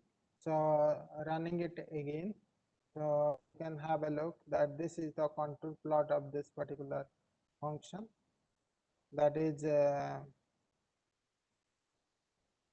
this is the thing, w1 versus w2 versus j, and w1 is varying between 0 to 100, and w2 is also varying between 0 to 100, and j is varying between 0 to 4000, and this one's contour plot is over here, that is in w1 versus w2, they are varying between 0 to 100 in both the axes, and this is the point of at 50-50, at 50-50 point, you are getting the blue converged point, that is here at this axis, and w1 and w2 50-50, you will get the converged one. So if you rotate this particular one and have a look at the top view, will also get similar type of thing. So contour is nothing but observing the thing from top point of view, and that is top view of the thing, and the 2D plot, especially the 3D plots, 2D view is your contour plot. So that is how you can draw the different type of 3D and contour plot with the MATLAB also. So and there are many more operations are also you can able to do, that is the derivative of the surface plot, and many more mathematical calculations also can do and analyze the things with MATLAB. So that much I can able to say for today's session for about the plots in MATLAB. So you can apply these particular things as per your own requirement and learn more about the tools also. So if there are any queries,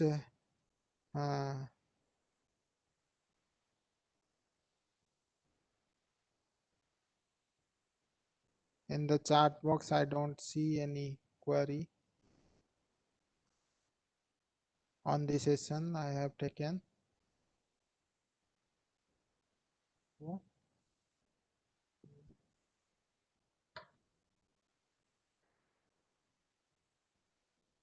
Why it is just a minute, why it is not showing negative values, the variables w1 and w2, they are not showing negative values because I have taken them purposefully as positive.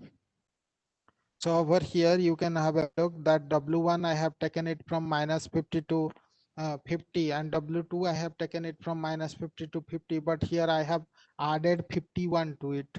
So purposefully I want to plot it in the positive axis, so that people can able to know that it is it is plotted between this 0 to positive, that is 1 to 100. So that's why I have added 51 on both the things, so that in the positive axis only you can able to observe the curve.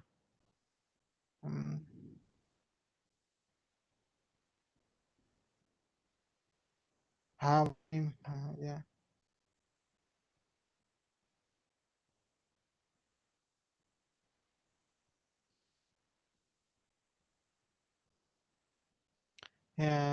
Whether MATLAB, which MATLAB tool is used for plotting trigonometric functions?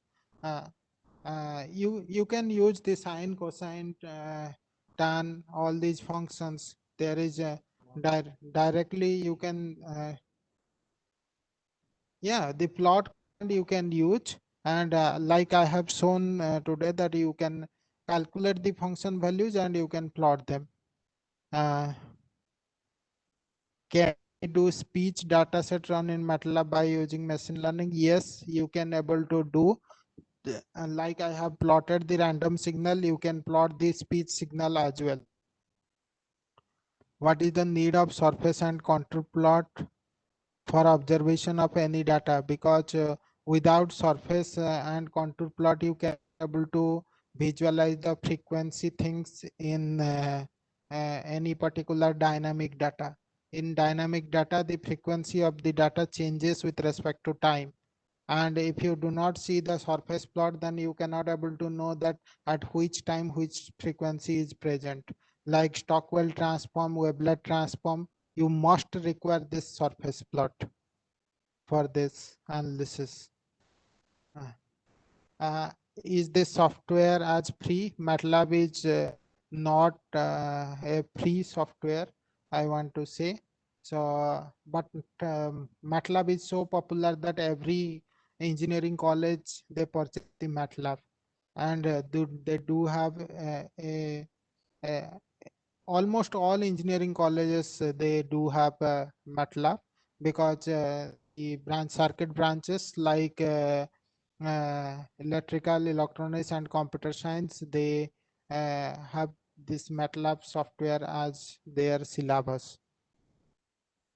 Is the trial version is available? Yes, you can have a look at the mathworks.com website, and from there you can have a look.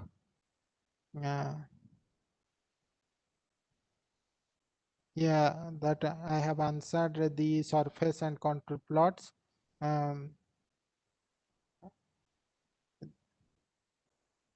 This J is a function. J is a function of W1 and W2.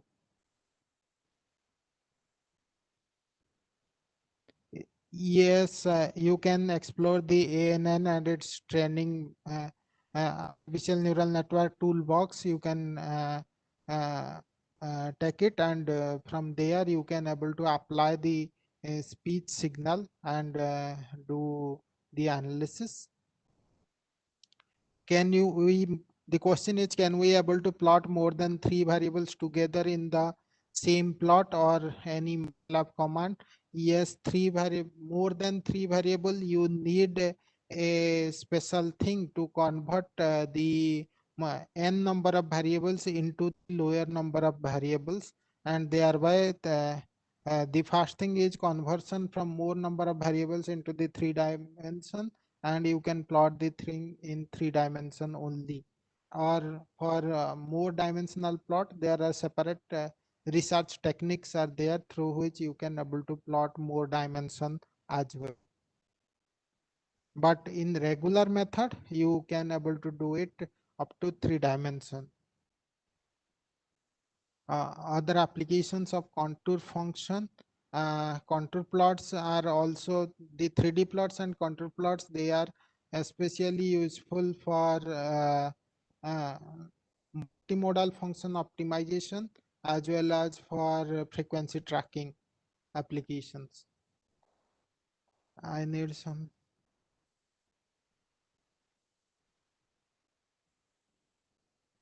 About how we'll get speech dataset in MATLAB for ANN.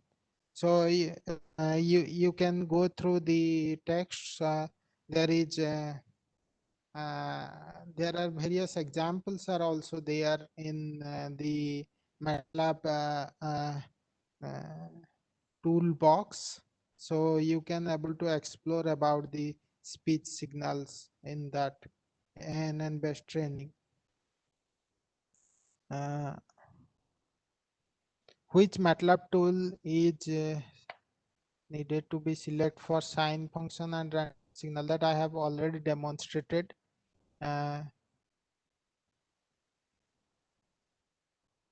Sir, when do we know we can apply mesh? Yes, if you want to plot a 3D surface, then only you need a mesh grid or a SORP function. That is, if you want to make a 3D surface. If you want to plot 3D data, you do not need mesh grid.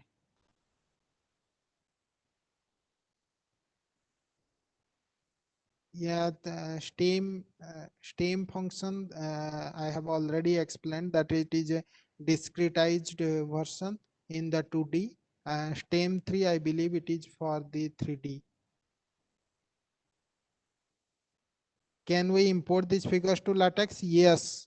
You can save these figures in EPS and then take them into LaTeX. So one example I can show, that is no, that is EPS is so over here you can to observe that file save as. So this over here in this MATLAB, here there is EPS file is there. This EPS extension is there, and there are many other extensions are also there. So this EPS file you can take it, save it as a name ABC like that, and you can save it. So this EPS file you can effectively take it to the LaTeX. You can hope I have answered your question, that you have to save the figures in .eps extension and take them into LaTeX.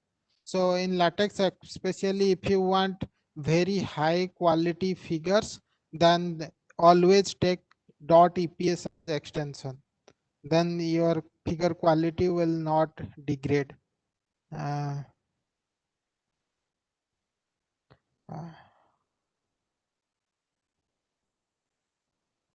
uh, Look, MATLAB and Python, I can able to say Python has also toolbox, MATLAB also do have toolbox, and many researchers are using Python for research, many researchers are doing MATLAB also for research. So you can, whichever is comfortable for you, you can able to use as per your problem. You can use MATLAB, you can use Python also. They are all are independent languages.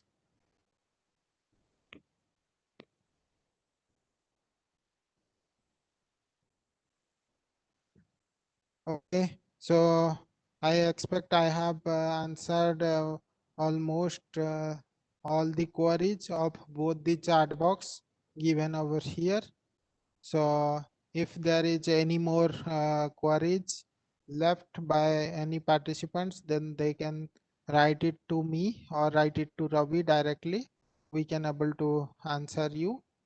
So thank you all that much for from my side for this session today. My email ID is sjnanda.ec@mnit.ac.in. So you can write your queries there also.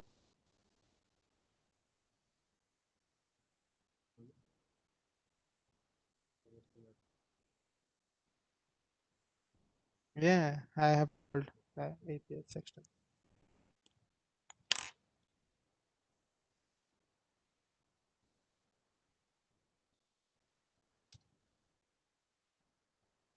Okay, so we'll be taking a short break and we'll be joining back in 10 minutes. So 4:40 for the next session. To be online.